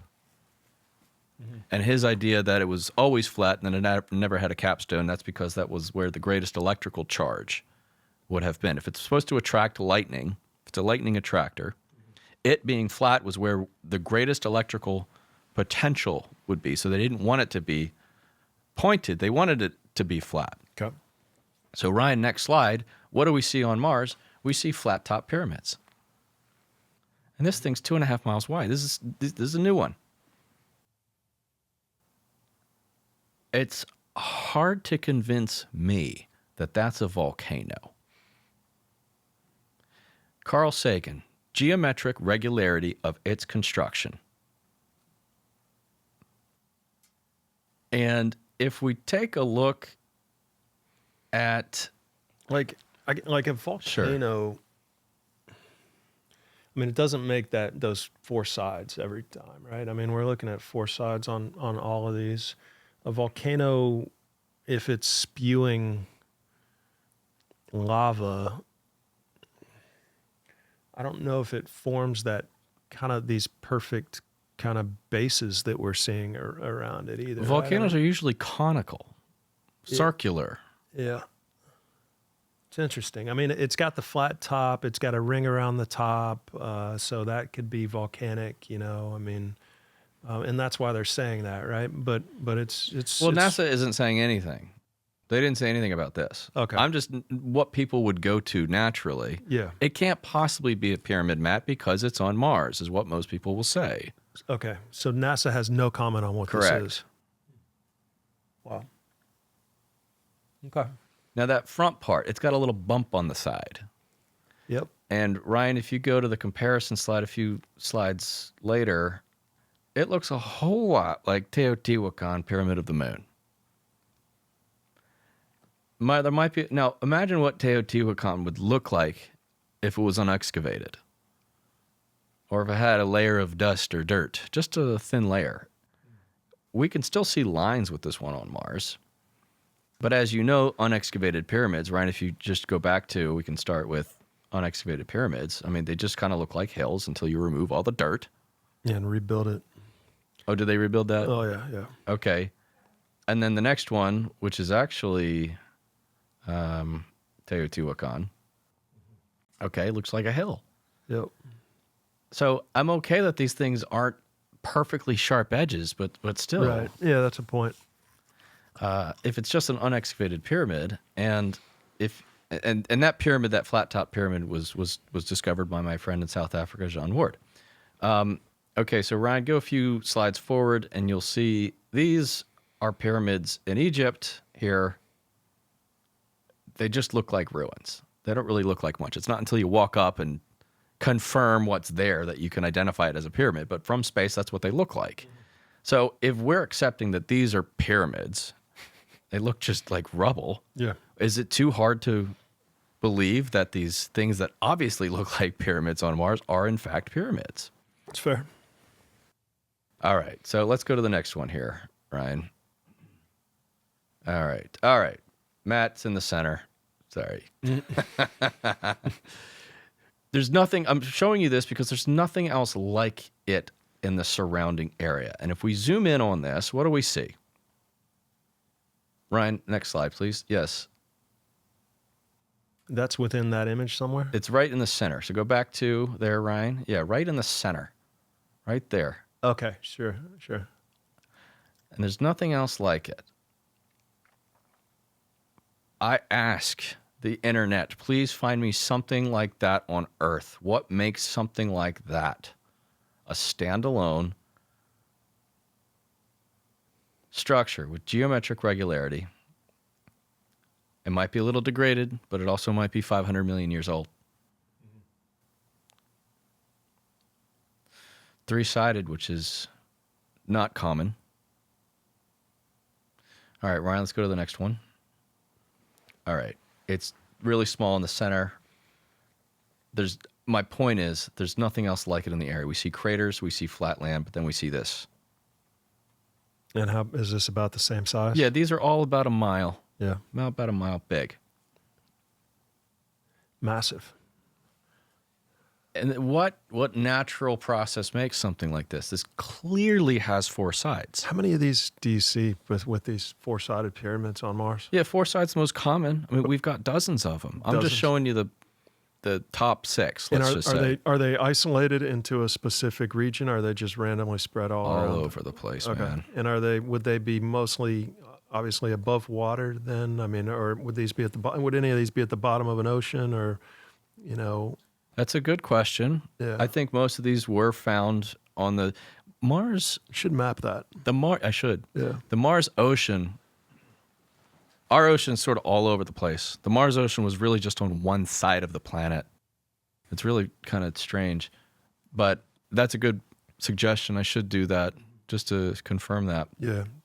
You might. I mean, it might just be mind blowing once you put the ocean. Right. I mean, I don't know that we know exactly how much water was on Mars. So the shoreline. I don't know how you really figure that out, but maybe there's a couple of different models. Large, medium, small. We actually do know Do we? Okay. for sure. If you have ever seen an image of the Earth with all the water removed, You can clearly see the difference in elevation. Okay. Mars has that too. One half of the planet is at a much lower elevation than the other half. So we know where the shoreline was. And yeah, if we were to take a look at this, obviously a lot of the blue would be the water. So if all these pyramids are not in the blue areas, but that would the volume of water that's on Mars is a specific volume of water to create that exact shoreline.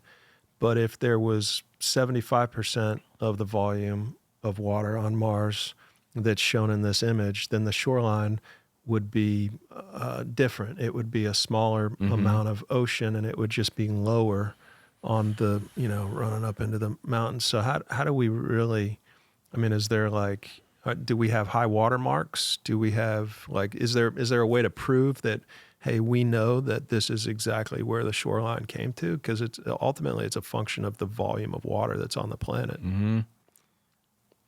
I think they've analyzed the planet in that way. I have not prepared myself to discuss that in detail, but I think mainstream science we've outlined, or they've essentially found where rivers are. These things are a little bit more obvious. And yes, I do think they identify ancient shorelines of oceans. Okay. Good enough. Thank you. Yeah. Okay. So yeah, Ryan, let's see if we can pull up another. Oh yeah. So okay. Yes. Single standalone mountains. Just showing the difference. Yeah. Conical here. And if we compare it to Giza. Yeah. Yeah. So, and I think I overlaid something next there. And oh, by the way, you want to know what NASA calls this one? Rarely NASA does say something. In this case, they'll just title it. And Ryan, show us what they title it. Pyramid Mound. They can't explain it using geology. They'll just say, hey, we're just going to, okay, sure. Yeah. All right, so let's show a few more. On Earth, we have some pyramids that are naturally occurring, right? There's some in China, I think, and is Antarctica is maybe a question mark for some people, but I think there's a few that are leaning towards naturally occurring, I'm not sure if it's China or not, but are you familiar China with does have a lot of pyramids in it. Yeah. I'm under the impression that they are man-made, Yeah. but that China doesn't really talk about them too much. I know a lot of them are burials and tombs for ancient rulers and whatnot, but I thought there was some, but maybe not. The Antarctic one is compelling. However, I'm curious to know what happens when you remove all the snow to see if it's part of a larger mountain range. We only could be seeing sort of the top of it. Right. I don't really know, so it's a tough call. There aren't a serious natural pyramid. See, here's the tricky part is, Matt, is seeing these things from above. We might have these things that from the side kind of look like a pyramid. Let's see it on Google Earth, Ryan. Yeah. And I have yet to be able to see anything with 4 matching equal sides stand alone on Earth. So listeners, if you're out there, please send me images. I'm trying to disprove this sort of thing, or at least come up with a conventional explanation, and I have yet to do that. Okay. So. Okay. What's this, a volcano maybe?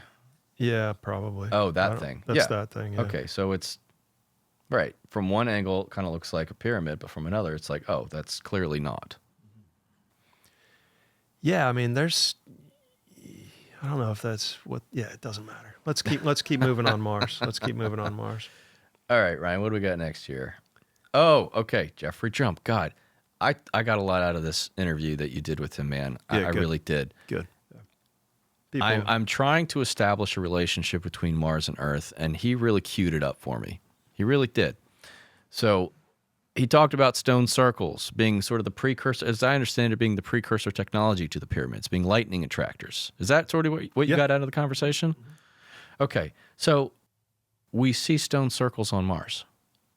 So let's go to the next slide here, Ryan. Top down, Stonehenge, obviously not pristine. Some of the stones have fallen. You've got half the circle still up. Yeah, it was also put back together. Okay, but it's supposed to be a circle of stones, right? Yep. And so we see a circle of stones on Mars. And Ryan, if you show the next slide, you can see that there is nothing else around it. It's not just random rubble. It's all confined. Okay, so maybe that works, maybe it doesn't. Ryan, next slide. Here's another one. Up on a mound. Oh, wait, go back. Up on a mound, and it's just got this surrounding circular feature. Did wind do that?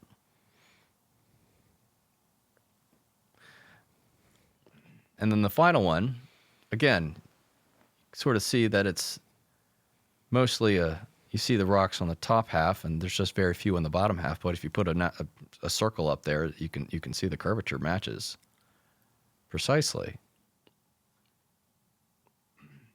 So you got to hand it to these guys who are spending their time, again, sifting through thousands of images and finding these things in their spare time. So got to give credit to these guys. NASA should be doing this, but because they aren't, these other people will. Oh, yes, okay. In the middle of nowhere, in the center of the screen, there's this funny little feature, and if we zoom in, there's this thing. Now, here we have a little bit more of a response from NASA, which we'll get to in a second. But my buddy George Haas, he wrote a paper on this demonstrating that it actually has symmetry to it. So, Ryan, if you just flip forward, there's George, there's his paper.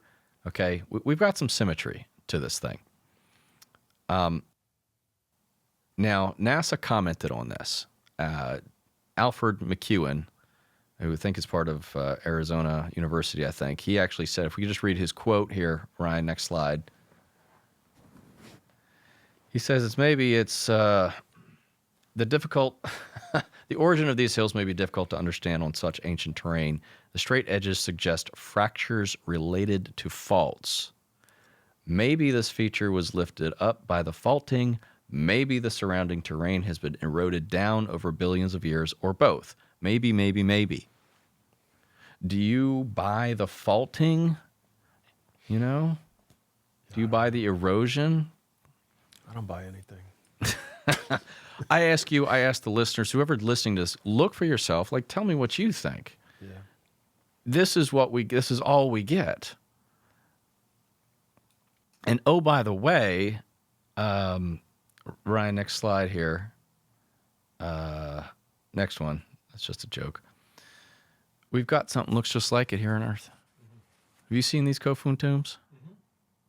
I don't know anything about them. Do you? Yeah, I think these are just man-made tombs from, around the 15th century, something like that, I think is when they were building those. Okay.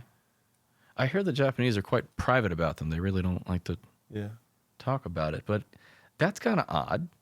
Mm-hmm. Yeah, we talked to somebody about those things. I forget who it was, but yeah. It looks like a keyhole. Yes. Or the top of it could be, again, a face with one of those headdresses on it, and you could have a body underneath, or it could be just a natural feature. I don't know. My buddy Gary found dozens, and these are just some of the top 6 I had, dozens of these triangles. Mm-hmm. Each one of these things is 3/4 of a mile long to about a mile long. What natural process would make any of that? And that we have this aliens? Triangle. Aliens are a natural process. I guess you could make that argument. Yeah. So they're very natural. What's the mound? What's the line underneath? I'm not buying that this is a volcano or a mountain or a hill that nature just sculpted with the winds. And oh, by the way, you see these all over the planet. Yeah, a couple of them I think I could dismiss, but I mean, Sure. There's a couple of interesting ones in there. The top middle, top right, bottom right. Those are pretty interesting. The one on the bottom middle is my favorite. We have a 3-sided tetrahedron with a line. That line is about a mile long. What in nature makes a line like that? I'd love to see that one zoomed out to see what's around it.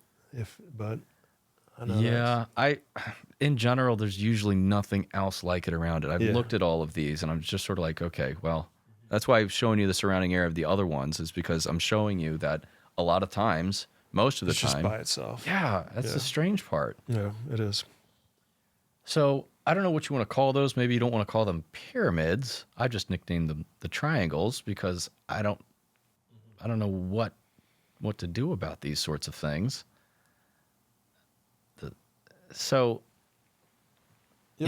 Yep. What we're just asking, what made any of this stuff? Yeah. Geologically, what's the explanation? It would be good. I'd like to talk to some expert, or somebody who thinks they're an expert, and try to figure out like that'd be great. What man. are they saying? We could get somebody to talk to about this. Yeah. That'd be good. Because it's very strange. You're right, and it's very compelling, and there's a lot of consistency between a lot of the images. So, it's good stuff. The big question is what happened to the planet? If it used to be like Earth, what happened to it? It lost its atmosphere. We know it had a thicker atmosphere. The reason why Mars is red is because it's covered in rust. Iron, when exposed to oxygen and water, that's what we get, rust. So if it used to have a lot more oxygen and a lot more water, it still has water today, even in the atmosphere, moisture essentially, all of it just rusted the whole planet all over the place. So NASA offers their explanation about what happened to the atmosphere. If it used to have a thick, breathable atmosphere, approximately close to what we have here on Earth, why is it gone now? And their explanation is that the solar wind has stripped it away, which makes sense on the surface. The solar wind is much stronger than people realize. Here on Earth, we're protected by a very thick atmosphere and a strong magnetic field, I guess you'd say. And they say, NASA will say, because Mars has a very weak magnetic field, almost non-existent, but still a little there, it can no longer protect the planet from the solar wind. But the numbers don't add up. Research suggests that the magnetic field has nothing to do with it. The magnetic field doesn't make a difference when determining how much solar wind can strip away the atmosphere. We've got research papers published on that. And on top of that, the rate at which the solar wind, it is stripping it away a little by little, but the rate at which it's stripping it away, well, the nearly complete loss of the atmosphere of Mars cannot be attributed to the solar wind stripping. But what about solar wind stripping plus powerful geomagnetic storms over billions of years? Just one massive storm on a planet with a weak magnetic field, you would think could do a hell of a lot of damage. Yes. Yeah. Mars has this giant scar on it, Valles Marineris. It's the size of the United States. That's huge. And this scar, I'll actually go back a few here, Ryan. You can see it here, is actually reproducible in the laboratory. So we know that this scar is not the product of water erosion. It's not the product of volcanism. It's not the product of any conventional natural explanation. It is the product of plasma discharge or electrical discharge. I use the two interchangeably. Mainstream science is convinced of this? No. Okay.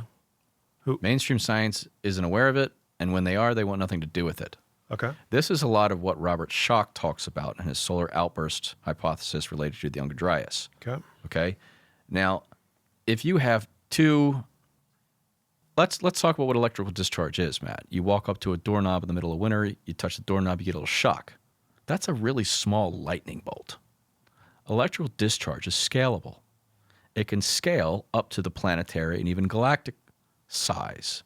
Okay, so if a planetary body in a much earlier, more unstable version of our universe passed by another planetary body of an opposite charge, the two can discharge between the two of them. Imagine what that lightning bolt looks like. Think about a Van der Graaf generator. Yeah, it would look something like that. Van der Graaf generator in science class, you can clearly see this. Lightning bolt discharging between the two bodies. So, did a planetary body do this to Mars as it was passing by? Or was it the sun that did it? Because the sun does have these storms and ejections and things of that nature. And sometimes, we hear about that in the news every now and then. And there are people, Stefan Burns and some other folks. Yep. The other guy. Ben Davidson. That was another one of my favorites. That was a wild episode. God, I love that one. Yeah. He talks a lot about this. Our biggest the sun episode. isn't really as stable as we think it is. That was a fantastic episode. So, or it's possible that a planet did this, or it's possible that the sun did this. But we know that this is reproducible in the laboratory. This strange shape. Ryan, if you could go back to that shape again. Too forward there. Yeah. But so there's no comment. So from mainstream or whatever, what are they saying that this is what? They'll say that there was a flood. They'll propose a few different things, Matt, because they really don't know. They say it's possible that a flood did this. It's possible that internal plate tectonics did this. It's possible that volcanism did this. It's possible. But if you factor in electromagnetic discharge and this very peculiar shape where you have this bulge in the center and an uplift on the right and a downward, so it on does, the left. It does look like on the bottom left on the right side. Oh, that's the lab experiment. So that on the bottom left part of that image, that looks like water coming down, right? And those tentacles. Yeah, I mean, it's just the way that the plasma or the discharge itself is interacting. What you're seeing on the right is sand sprinkled on a metal plate. Okay. And it's where the sand is not sprinkled that identifies where the plasma is sort of interacting with the plate. Okay, got it. Yeah. Got it. So it's interesting. This is not something that mainstream science. Jeffrey Drum brought up a gentleman on the show, Andrew Hall, and I'm also going to recommend him. He talks a lot about this. He's got a whole blog post about this specifically entitled "A Bad Day on Mars." Okay, so we're trying to examine whether or not plasma discharge, either from the sun or a different planetary body, had anything to do with the disappearance of the atmosphere. Robert Schoch thinks so. And I think if you have a scar like that it's possible, because when you have a scar like that, created by electrical discharge, think of that as an instantaneous excavation of 3,000 miles worth of stuff. And when we look at any rover photograph from Mars, what do we usually see? Just debris everywhere, rugged rocks everywhere, scattered everywhere. So is it any surprise that this stuff that's missing could be just found all over the rest of the planet?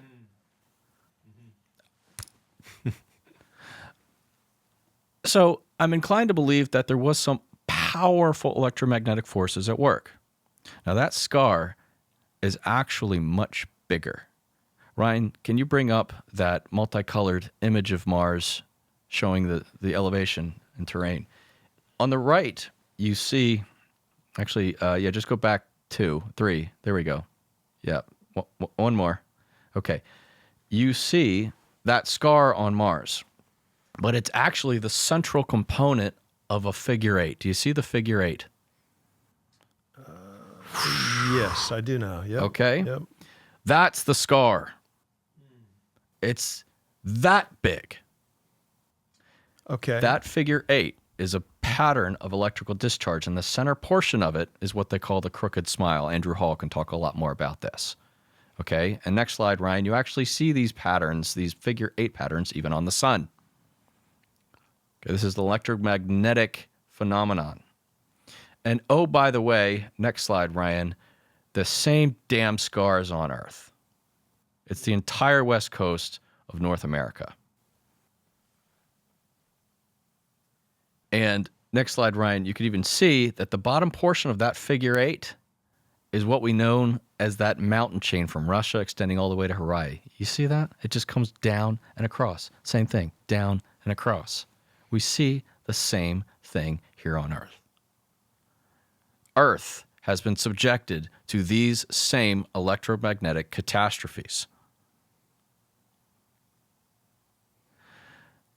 So the question is, and the reshot structure. Okay, I got a slide on that. We got a reshot on Mars.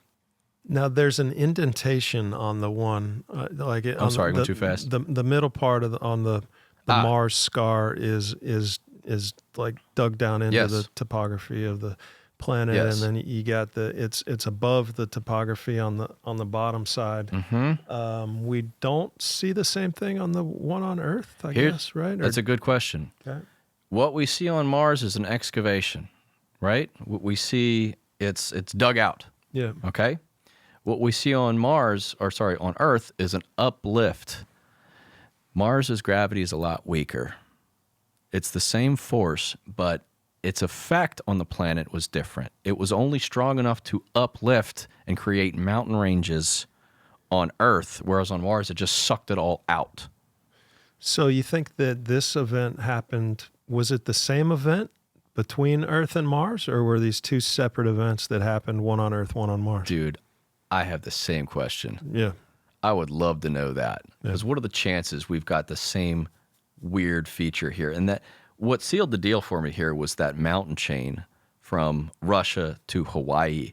That's an uplift. Those are mountains. They're maybe underwater. But the point is with electrical discharge is it produces elevations and it produces depressions. And on the northern half of the scar on Mars, those are all depressions. All the green and the blue, that's into the Earth, and all the red is, or rather, into the planet, and all the red is coming out of the planet. And so I guess I'm struggling with the Earth comparison a little bit, just because if you overlay that Mars photo onto Earth, it seems like it would be a lot shallower of a line, like the one where you have the arrow pointed down to the down on Earth out there in the middle of the ocean. It's like way far to the bottom with no sign of coming back up and crossing the line anywhere. True. And then the one on Mars, you can clearly see the line is much more shallow and kind of goes right up through the middle of it. But you'd have to move that up so that put the scar on the west coast. There you go. Yeah. There you go, Ryan. Thank you. So yes, you see what I'm saying? Mars is not subjected to the same erosional forces as Earth. This is a tough sell. I get it, because hardly anybody has seen stuff like this. Few people really understand. This is why Robert Schoch is doing such a good job, because there have been many people. The electric universe theory is critical to understand, to really fully appreciate this kind of stuff. It has been around as long as Einstein, okay? And Nobel laureates have worked on this kind of stuff. There's a lot to it that helps explain the universe in an entirely different way. Black holes, dark matter, dark energy are not exactly what we think they are, or rather there's a different explanation for these things. I'm not going to get into it today. But these electromagnetic forces, the point is Mars has scarring all over the planet. It has craters. Electrical discharge produces craters, hexagonal craters. It has this giant Valles Marineris scar. It has other types of scarring consistent with electrical discharge. So yes, Mars has been completely devastated by a lot of these electrical discharges. And Ryan, if you wouldn't mind going to the reshot one, the reshot structure is possibly another signature electrical discharge, and we have something just like it on Mars. Andrew Hall talks about this on his website. The reshot was created by a plasma tornado spinning like a buzzsaw between two opposing jet streams. This guy, man, is he smart. And I really can't speak to it as well as he can. So if this is something you want to dig into, this is the guy to have. He's a bit hard to get a hold of, but I know I can reach him if you need help with it, or maybe Jeffrey can. So I don't think this has anything to do with Atlantis. I think Michael Donnellan discovered Atlantis. I don't know if you saw Atlantica at Cosmic Summit, but yeah, I know Michael. Yep. Okay, great. But I don't think this explains the loss of the atmosphere. I met a gentleman at the Cosmic Summit. His name is Dan Sutton. If you wouldn't mind, Ryan, bringing up the Dan Sutton thing. Dan Sutton has discovered a gigantic scar over in China, over in Asia. A plasmoid, which is something not many people understand. A plasmoid, you might have heard it with Malcolm Bendall. A plasmoid is basically plasma that's trapped in a magnetic field. It's a very specific shape. And we see plasmoids out in outer space. They're called Herbig-Haro objects. Ryan, if you could just show that slide, 2 slides down, you'll see what a Herbig-Haro object looks like, okay? It's invisible in the center, but it has these astrophysical jets coming out the poles. This is identified by mainstream science as a giant plasmoid object. And one of these things hit the Earth. I talked to Dan Sutton about this, and in my opinion, I believe that this unifies the comet impact hypothesis with Robert Schoch's solar outburst hypothesis. We see the vitrification. We see the Lichtenberg patterns of all the electrical discharge that Robert Schoch talks about. You know, I'm sure Stefan Burns and Ben Davidson talk about these sorts of things as well. But what it also does is immediately uplift the terrain and throw stuff all over the planet. If stuff is thrown up in the air, it's eventually got to come back down. So it thus explains the plasma electrical discharge aspect of things and the raining down of material. This unifies things. I think this guy's the next big thing in Younger Dryas research. I would highly recommend talking to this guy. He's brilliant. In my opinion, he's got the answer here I think we're all looking for. This thing was so powerful, it created the entire Tibetan plateau, and the shape of that plasmoid, if you go back to it, Ryan, just back one. Yeah, okay. The shape of that plasmoid, what you're seeing here is the magnetic field associated with not only a simple bar magnet, but the plasmoid itself. And that shape, if you were to overlay that on that part of the world, actually corresponds precisely with the Himalayan mountain range and the depressions in Russia and the Lichtenberg patterns in India. He goes into great detail. He's been doing this for the past 10 years. I'm sort of bringing him to the spotlight because I think he deserves all the attention. There's some incredible work being done. And if that hit the Earth, and if you buy into the West Coast shaping of electromagnetic discharge, et cetera, and we've still got our atmosphere, then I don't think that that's what did it to Mars. And oh, by the way, in the center of this plasmoid thing, Ryan, if you go down to, you ever heard of the Squatter Man? Oh, yeah. Yeah, Squatter Man. Yep. In the middle of this thing, in the precise middle of this thing, burned into the Earth, 150 miles long, is the central component of this Squatter Man, the Q-tip. Yeah, that kind of looks like that 5-sided pyramid a little bit in Cydonia. You know, a couple of those shapes. But. So Ryan, if you go to the next slide, like we think this is what they saw. They saw something in the sky, and they carved it in a rock. We see these petroglyphs all over the world. Yeah, the Squatter Man was like a astronomical whatever. Right. So Ryan, next slide. We see lab simulated 2D. We see Herbig-Haro in space, and we see the petroglyph. Right. And at the precise center of this thing, if you go to the next slide, Ryan, burned into the ground, we see a 150-mile Q-tip burned into China. You see the bulbous Q-tip top, and you see what appear to be these 3 spherical, smaller ends on the bottom because this thing was rotating at a fast speed. It was not a precise hit at an oblique angle, but we see this central component at the precise center of this thing with all these other geomorphological matching features. It's a lot to get into. I know I'm throwing a lot at you, but I don't quite see it. Oh, okay. There's this black Q-tip. We're looking at a satellite image here on the right, and the black central component.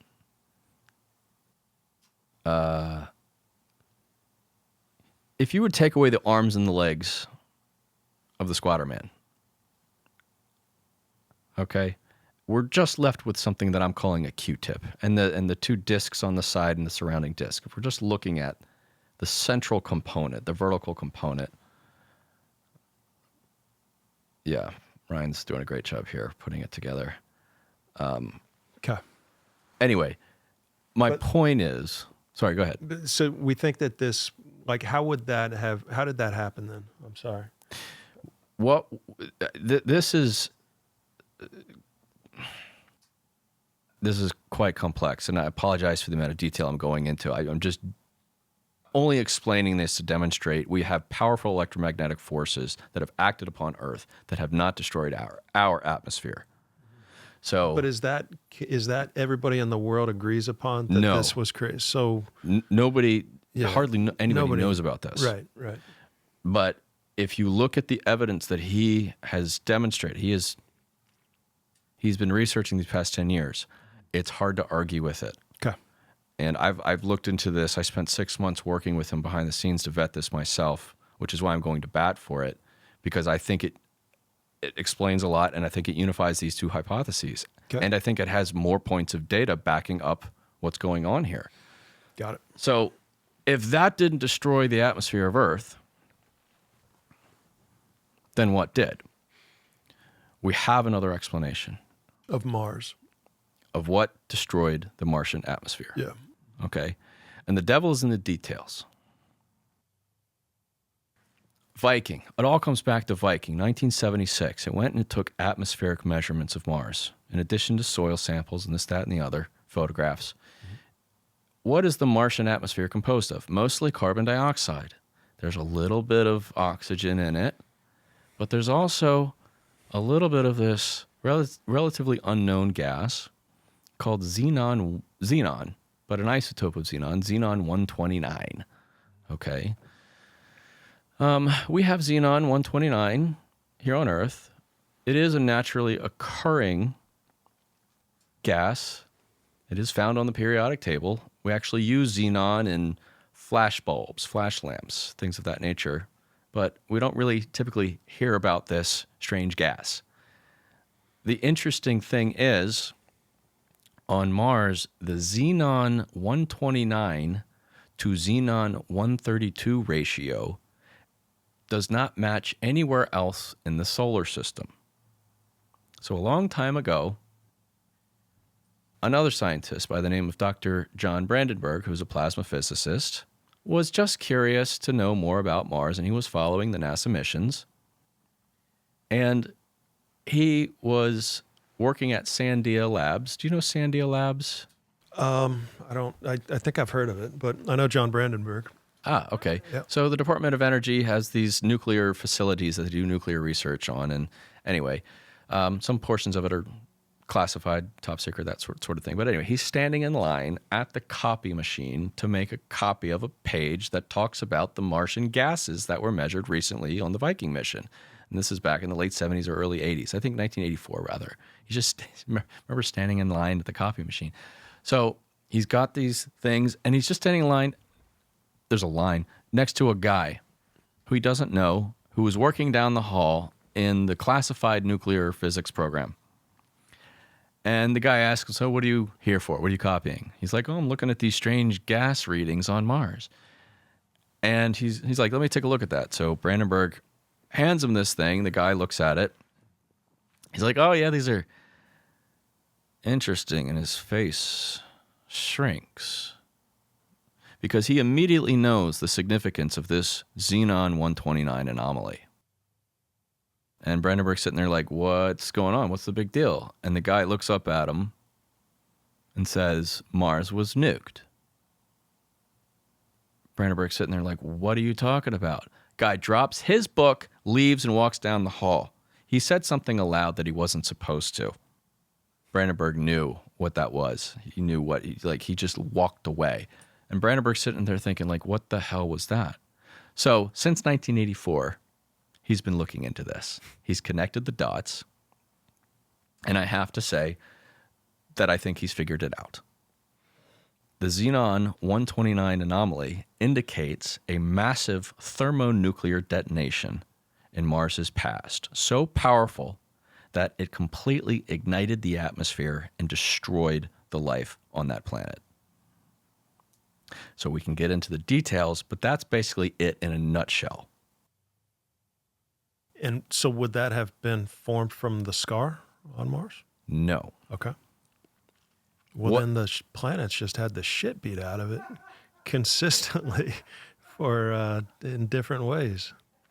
Yeah. Because the scar wouldn't be enough to wipe out life on Mars? It might have. Yeah. But destroying the atmosphere is an entirely different thing. Okay. The scar on Mars and all that debris, yeah, that would have been a bad day or 2 or 100 on Mars. For sure, I wouldn't want to be there for any of that. Because you got rocks landing all over the planet. You got something Devastating. Yeah. That'd be pretty brutal. Yep. So how do we know? Why would we think that Xenon 129 has anything to do with this? I mean, why is that indicative of thermonuclear detonation? Well, Xenon 129, not only does it occur naturally, but it does occur in supernova, but it also occurs in very specific thermonuclear detonations.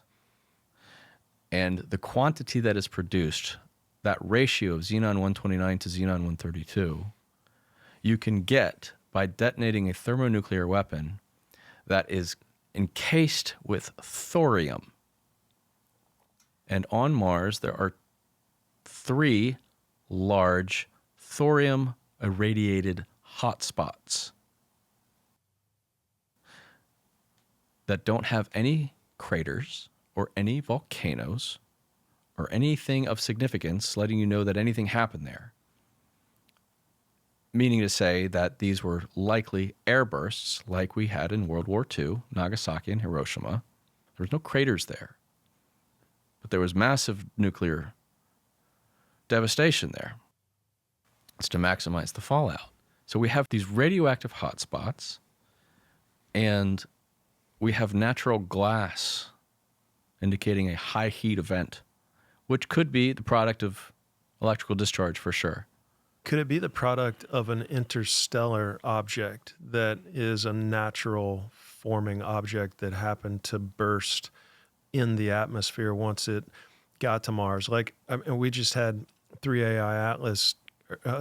Atlas come through, and it just displayed so many very strange characteristics that we've never really been able to measure that we've never seen in a comet in terms of its composition and the types of gas and material that it was containing. I just wonder if like some non solar system based object that was high in xenon or whatever, that burst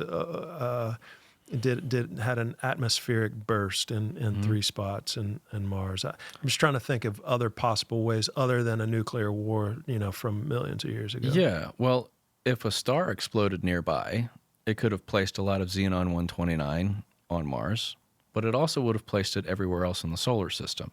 And when we measure the Earth and we measure Jupiter, we measure the solar wind, we measure all these meteorites that we get, we don't see any evidence of this elevated spike in Xenon 129.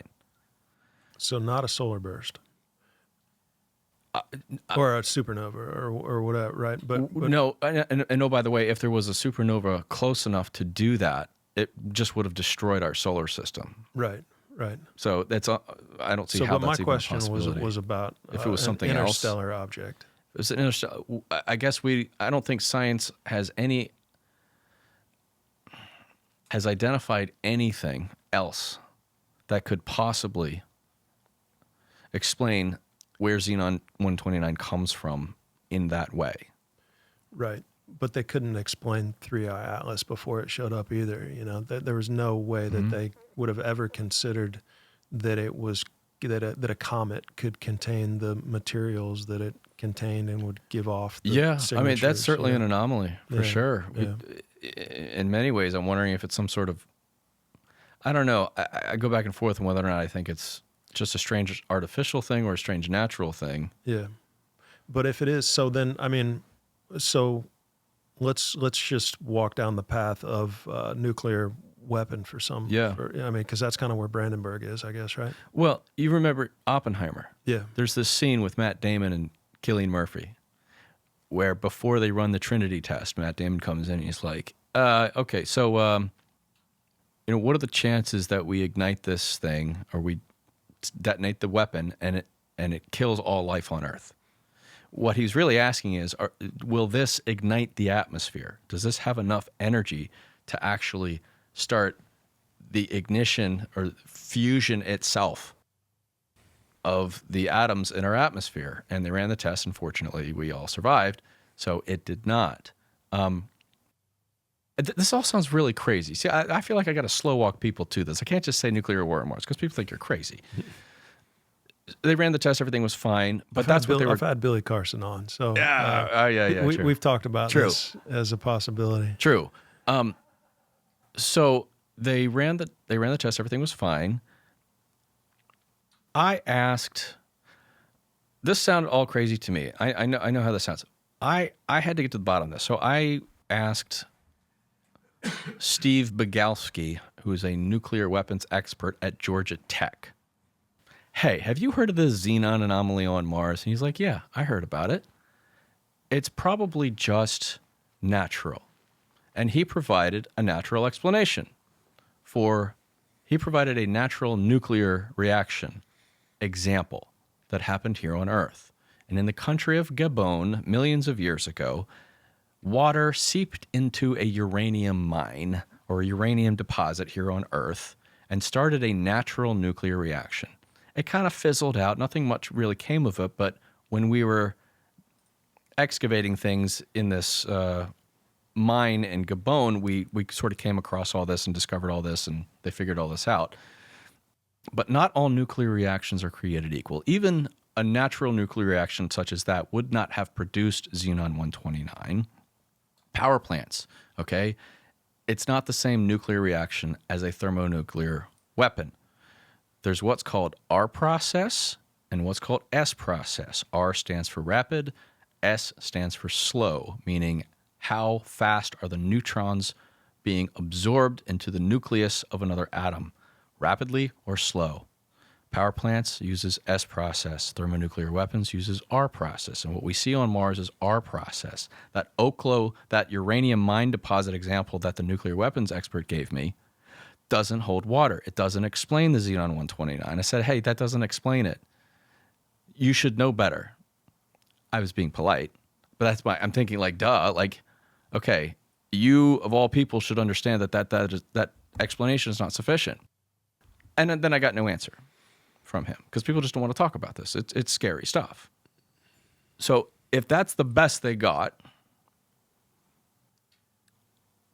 then I don't know. I'm still trying to find an alternative explanation because when I first read about this in Brandenburg's book, it kept me up for 3 nights. I think that was what really compelled me to get in this. I'm like, how come no one is talking about this? And if we're sitting here wondering why these UFOs are hovering around our nuclear bases, I'm like, guys, duh. They don't want us to blow ourselves up. They don't want Earth to turn into Mars. I was doing some browsing on the internet and I came across some random anonymous post on Reddit, some whistleblower guy, and take it for what it's worth. But he was talking about, or rather, you've had some guests on here. You've had conversations about the metaphysical, near-death experiences, the afterlife. I understand you yourself have had some experiences. Okay, so this subject matter should not be strange to your viewers, right? You've had Joe McMonagle on here talking about remote viewing, okay? When he remote viewed Mars, his session indicated that he saw beings struggling in the aftermath of a large geologic problem, a destructive problem, and that these beings wanted to try to leave Mars and go find another place to live because their planet just failed. Okay? So attribute that to what you will, whether it be nuclear or whether it be these electromagnetic phenomenon, either one. So if we have beings on Mars that built these pyramids, that had these artifacts, that struggled and that were looking for a new place to live, if we're taking remote viewing seriously, which I think we should, but I know it's a lot for people to handle, then I think it's also worthwhile to take into account alternative, or rather additional, metaphysical analysis. Have you encountered any channelers? In my life? Yeah. Yeah. Okay. So I know a couple, Dr. Allison Brown and her husband, William Brown. William Brown is a channeler, and he channels things, and she transcribes it. And I'll tell you about that in just a second. But before this, back to this Reddit disclosure whistleblower thing, basically boils down to this. Some guy used to work in the government, and he has that explanation for what's really going on, that it's a lot weirder and deeper than we think. Take it for what it's worth. I'm not saying I buy into this. It's just interesting to think about. That Earth is essentially guided or overlooked by a intergalactic council of beings. I don't know if you heard anything about this sort of thing, okay? And they call themselves the council, yada, yada, yada. And they're sort of overlooking us and ensuring that nobody comes and harms us and blah, blah, blah. That's the story. You can go look it up, okay? But this, when I read it, sounded an awful lot like the work of Dr. Allison Brown and her husband, William, who channels transmissions from a collective of intergalactic beings, which basically said the same thing to him, and they put it in a book, and I read it, and I'm like, holy smokes. And I was seeing a lot of the correlations between Brandenburg's work about the demise of Mars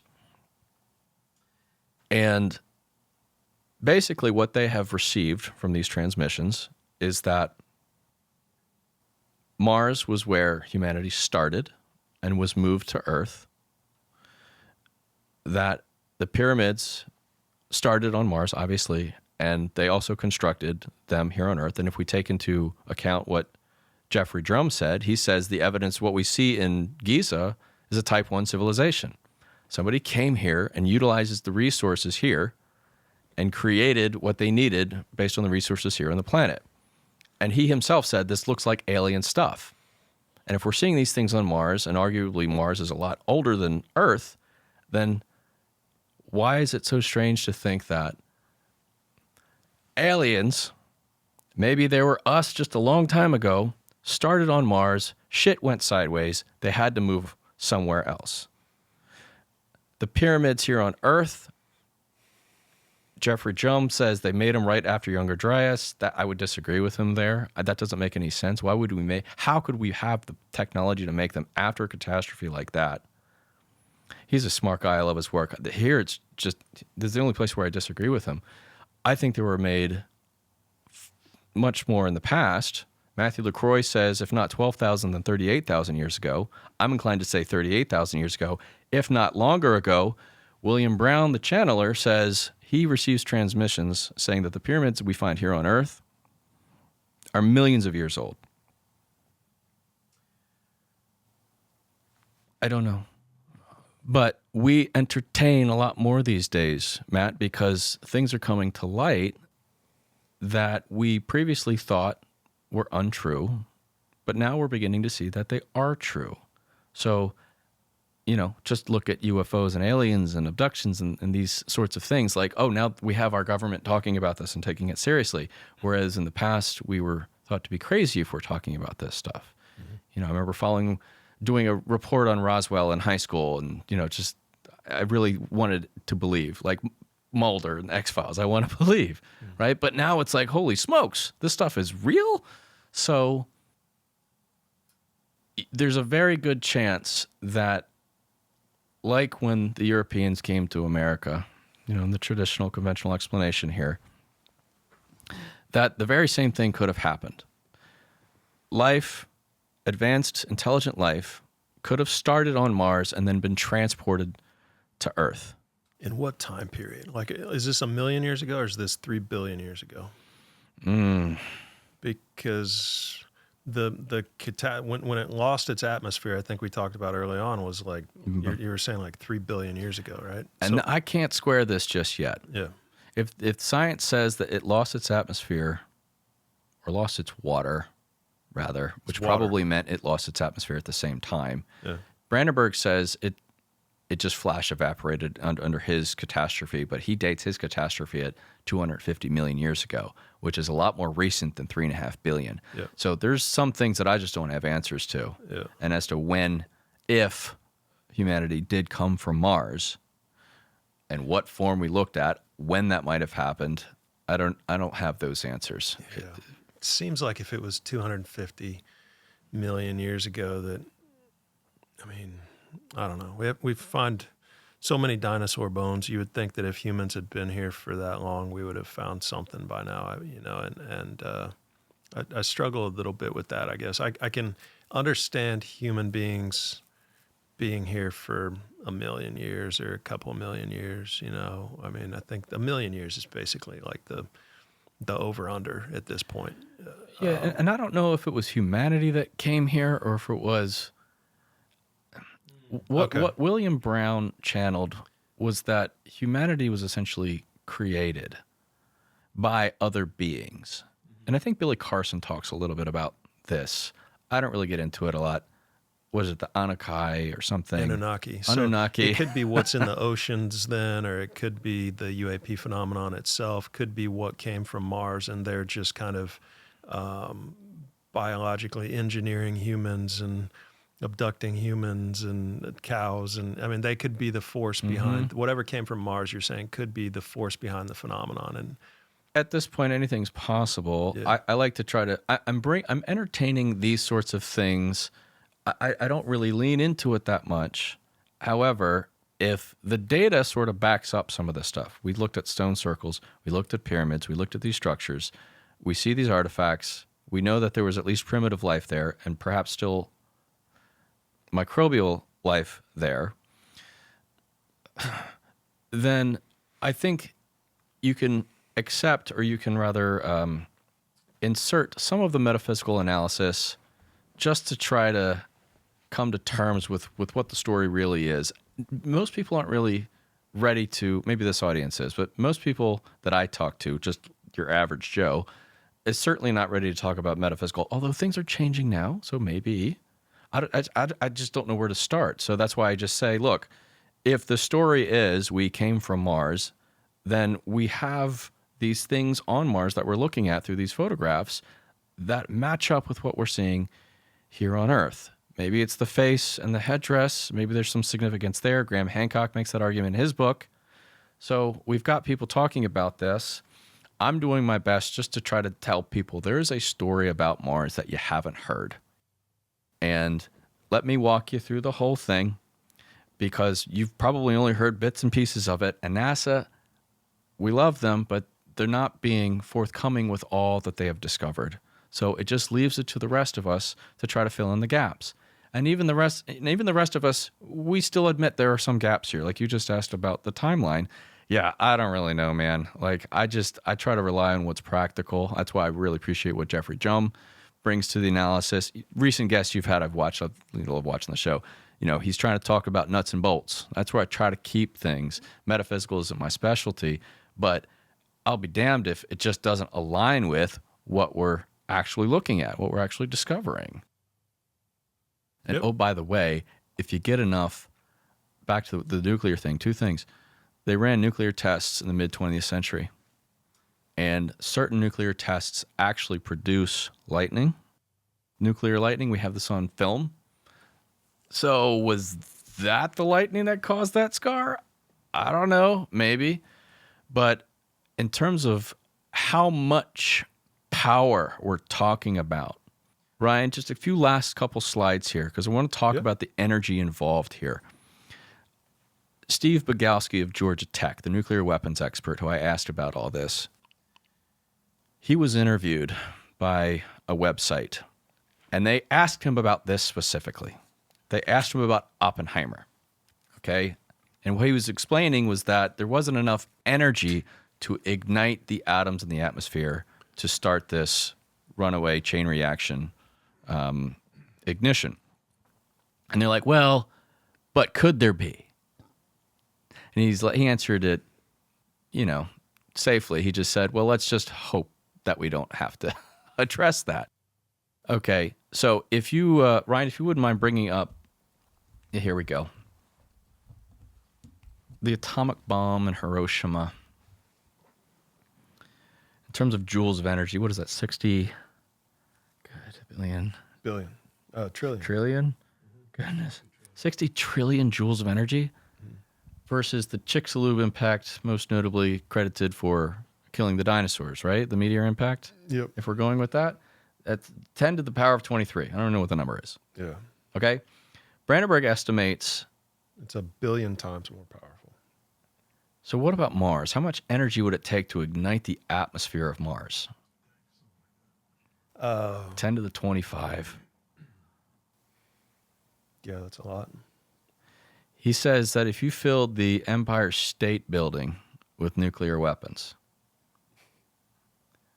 then you could ignite the atmosphere. Okay. Trinity wasn't enough. Not that it's impossible. You just need a whole lot. There are 2 hot spots on the top side of Mars, and there's one over here on the other side. 2 were detonated. They wrapped around, the shockwave wrapped around the planet and collided with each other to produce the other hot spot. And in these hot spots are thorium and potassium. Ryan, if you wouldn't mind finding the Canakin, we ran a test back in the 20th century. Yeah, those are the radioactive hotspots, those red ones. And back in the mid-20th century, when they were running tests out in the ocean, up in the atmosphere, they even dug underground. There was this famous test known as the Canakin nuclear weapons test. If you go back a few slides here, Ryan, keep going. Okay. Yes. Okay. Canakin was an underground nuclear weapons test back in the 70s in Alaska. Okay. There's lots of public pushback because they were afraid it was going to start earthquakes and destroy the world and stuff. Okay. Because it was the most powerful underground weapons test. And a few years or much later, decades later, they declassified the fact that they used thorium. Okay, this maximizes, this supercharges the thermonuclear detonation. Okay, so thorium is a key component to all this. Without thorium, you don't get to the xenon 129. And the thorium is what we see on Mars, those thorium hotspots. So we have precedent here on Earth for using thorium to do this. And if you go 2 slides forward, Ryan, you see this is what they filmed. This is what it looked like.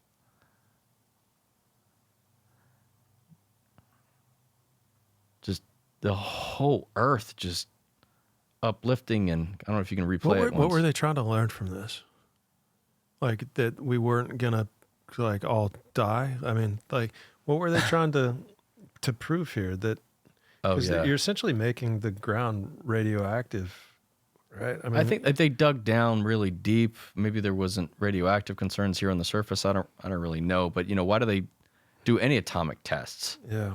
Do that one more time there, Ryan. I mean, just take a look at the whole landscape, the whole thing, your whole world, the whole landscape. Stupidest thing I've ever seen. I mean, it's ridiculous. It just 48 frames. Yeah, just like imagine looking at that. Boom. They just drilled down in the earth and set this thing down there and blew it up. So Yep. we have precedent for using thorium, and we have the hot spots. I'm asking, what else could it possibly be? Okay. I have the benefit of many people who have worked for decades on this and have vetted their research now so that I can take advantage of that and help elevate their work because they've vetted it for decades. Any criticism that has been thrown their way has already been addressed. So if there's something new out there that I'm not aware of, or that Brandenburg's not aware of, or that any of us in the Mars community are aware of, we'd love to know. We really hope that aliens didn't come down and blow up Mars. But that's kind of where we're at right now. I mean, what percentage are you on that based on everything you know? Aliens blew it up versus others. Where are you at percentage-wise? Well, versus did they do it to themselves? Or, yeah. So name out all your possibilities in order of highest probability. What destroyed the atmosphere? I'm certain Brandenburg's right. 100% that what? We'll go 99. Okay. 99% that what? That a nuclear weapon destroyed the atmosphere. Now, did the other electromagnetic forces also devastate the planet and kill life? Yes, I believe all of that happened. Both happened. I don't think the electromagnetic forces destroyed the atmosphere. They also don't make xenon-129. So, and I'm only using the work I did with Dan Sutton and the other electrical discharges that we've had here on Earth to indicate that despite those powerful forces acting on our planet, we still have our atmosphere. And studies show that even a weakened magnetic field doesn't really matter with regard to the solar wind stripping away the atmosphere. So we're left with only one explanation that actually has the data to back it up. I really hope it's wrong, but so far no one has been able to offer any other explanation, and that's terrifying. And if we're looking at these UFOs around these nuclear bases, guys, we only have to look next door to understand why they're doing it. Should it be any surprise? Let's everybody calm down, okay? Let's just, like the world just needs to take a chill pill right now, all right? I don't want to end up like Mars. I want to go about my life enjoying the nice sunny day, watch my TV shows and just hang out with my kids. Yeah, you picked a difficult field if you want to have a peaceful existence and just kind of chill and hang out with, family, not get too worked up about anything, because NASA's really freaking annoying. And a lot of these questions are going to be very difficult to find conclusion on, I mean, it's like you're obviously doing a great job carrying the torch and building upon what the people that came before you did as it relates to Mars. And I know that you'll learn more and discover more and be able to formulate your theory as time goes on. But it's a tricky one because the information that we're being fed is very difficult to believe 100% of, or even 50% of. I mean, the fact that they're tinting the atmosphere of Mars for 40 years without us knowing about it, and then all of a sudden it just becomes so obvious to everybody that that's what they're doing, that they just, now we flip a switch. It's like, how can we have covered up Roswell for 75 years? Well, it's one lie. It's just one lie that happened 75 years ago, and there's nothing that you can do about it. You have to continue the lie or admit that, right. And so it's like that's what they did with the photos, and that's what they're doing with everything. So it's just a very,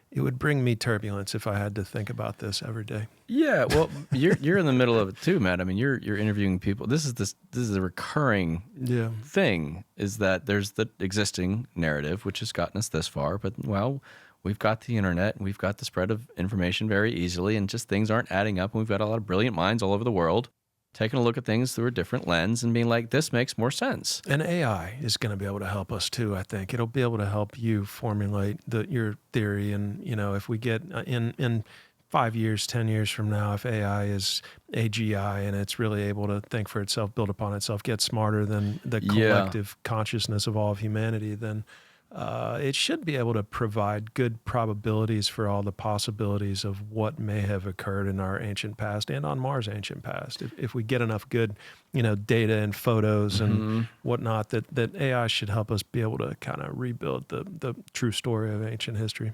AI has looked at some of these images and said there's like a very low probability that these things are natural. Yeah. So But that's helps. large language models. It is. Yeah. But I'm trying to give it a little bit of credit because it wants to try to say that iodine decay explains the xenon 129 on Mars, and it doesn't. Brandenburg's already addressed that. So people are looking for reasons not to believe this, and I don't blame them, because to fully appreciate this means to accept something quite terrifying. And I don't blame people for not wanting to address it. I mean, why would NASA want to step into that? I get it. They're people too, and they have a reputation. This is Star Wars, man. The UFO community, I love them, and I'm happy that they're doing what they're doing, because we really need this disclosure to happen. Mars is a part of that discussion. They may not realize it yet. They keep treating it like the redheaded stepchild, but it's not. I think the UFO, I love them. The UFO community there's a lot of reports. They've got a lot of reports, some photos, a lot of reports. Mars has receipts. And I think we need a seat at the table. Love it. Love it. Well, it might be a good place to kind of wrap it up. I mean, yeah, I'm with you. There's definitely something there. There's a lot of compelling evidence that you shared today. I'm super appreciative of you coming down and sharing your knowledge with us. A lot of those structures just don't seem to be, possibly natural. So, yeah, man, you got to keep up the great work. You got to, continue to develop your theory and your your observations and the story. I think it'll come together, really, really nicely as you continue to work on this. So thanks, but man. Even where you are right now is, it's fantastic. I mean, I learned a lot that I didn't know. So, how can people follow you? You got a great YouTube channel. What else? Thank you. Well, for those of you who are new to this subject, I would just say that a good place to start, I made a documentary. I sat around wondering, why is anybody talking about this? So I was compelled to do something. So I made a documentary. It's currently on Amazon, cable video on demand. You can pull it up with your cable box, Xfinity or Verizon. There's some other streaming. I've got it all on my website, links all to the website. But first go to blueplanetred.net. Yep. You can find it there. Just hit the Watch Now button. But to follow me, you can find me on X at Cory Dobbs. And on YouTube at Cory Dobbs. I recommend starting with the documentary and then looking at my YouTube. The YouTube is more or less the follow-up. It's the continuing series. But start with the documentary, because that lays the groundwork for the rest of the stuff. Because I've learned so much even after I released the documentary. I've really done my level best to try to get you the whole picture here, up to the minute latest information here, because I want to thank you again for having me on the show, Matt. Sure. This is an incredible opportunity for the whole community. I told everybody that I'm coming on the show, and they're like, "Oh my God, this is really exciting. We can't wait," because they're the ones that really we need to give our applause to. They should be recognized for doing the much harder work of digging into the data, publishing their results, defending their results over years with ridicule and skepticism, name-calling. They've had to take the majority of the punishment. I'm just the new guy helping to elevate their work. And, if we're wrong about something, we're willing to admit it. I want to try to keep things straight, and honest. So this is a really incredible opportunity. I do sincerely mean that, Matt. Thank you. Awesome. No, I appreciate it, man. I appreciate you, and we'll have to do it again someday. Hey, man, love to. Yep. Awesome. Good stuff, man. We'll wrap with that. Cool shirt. Thank you. Appreciate it.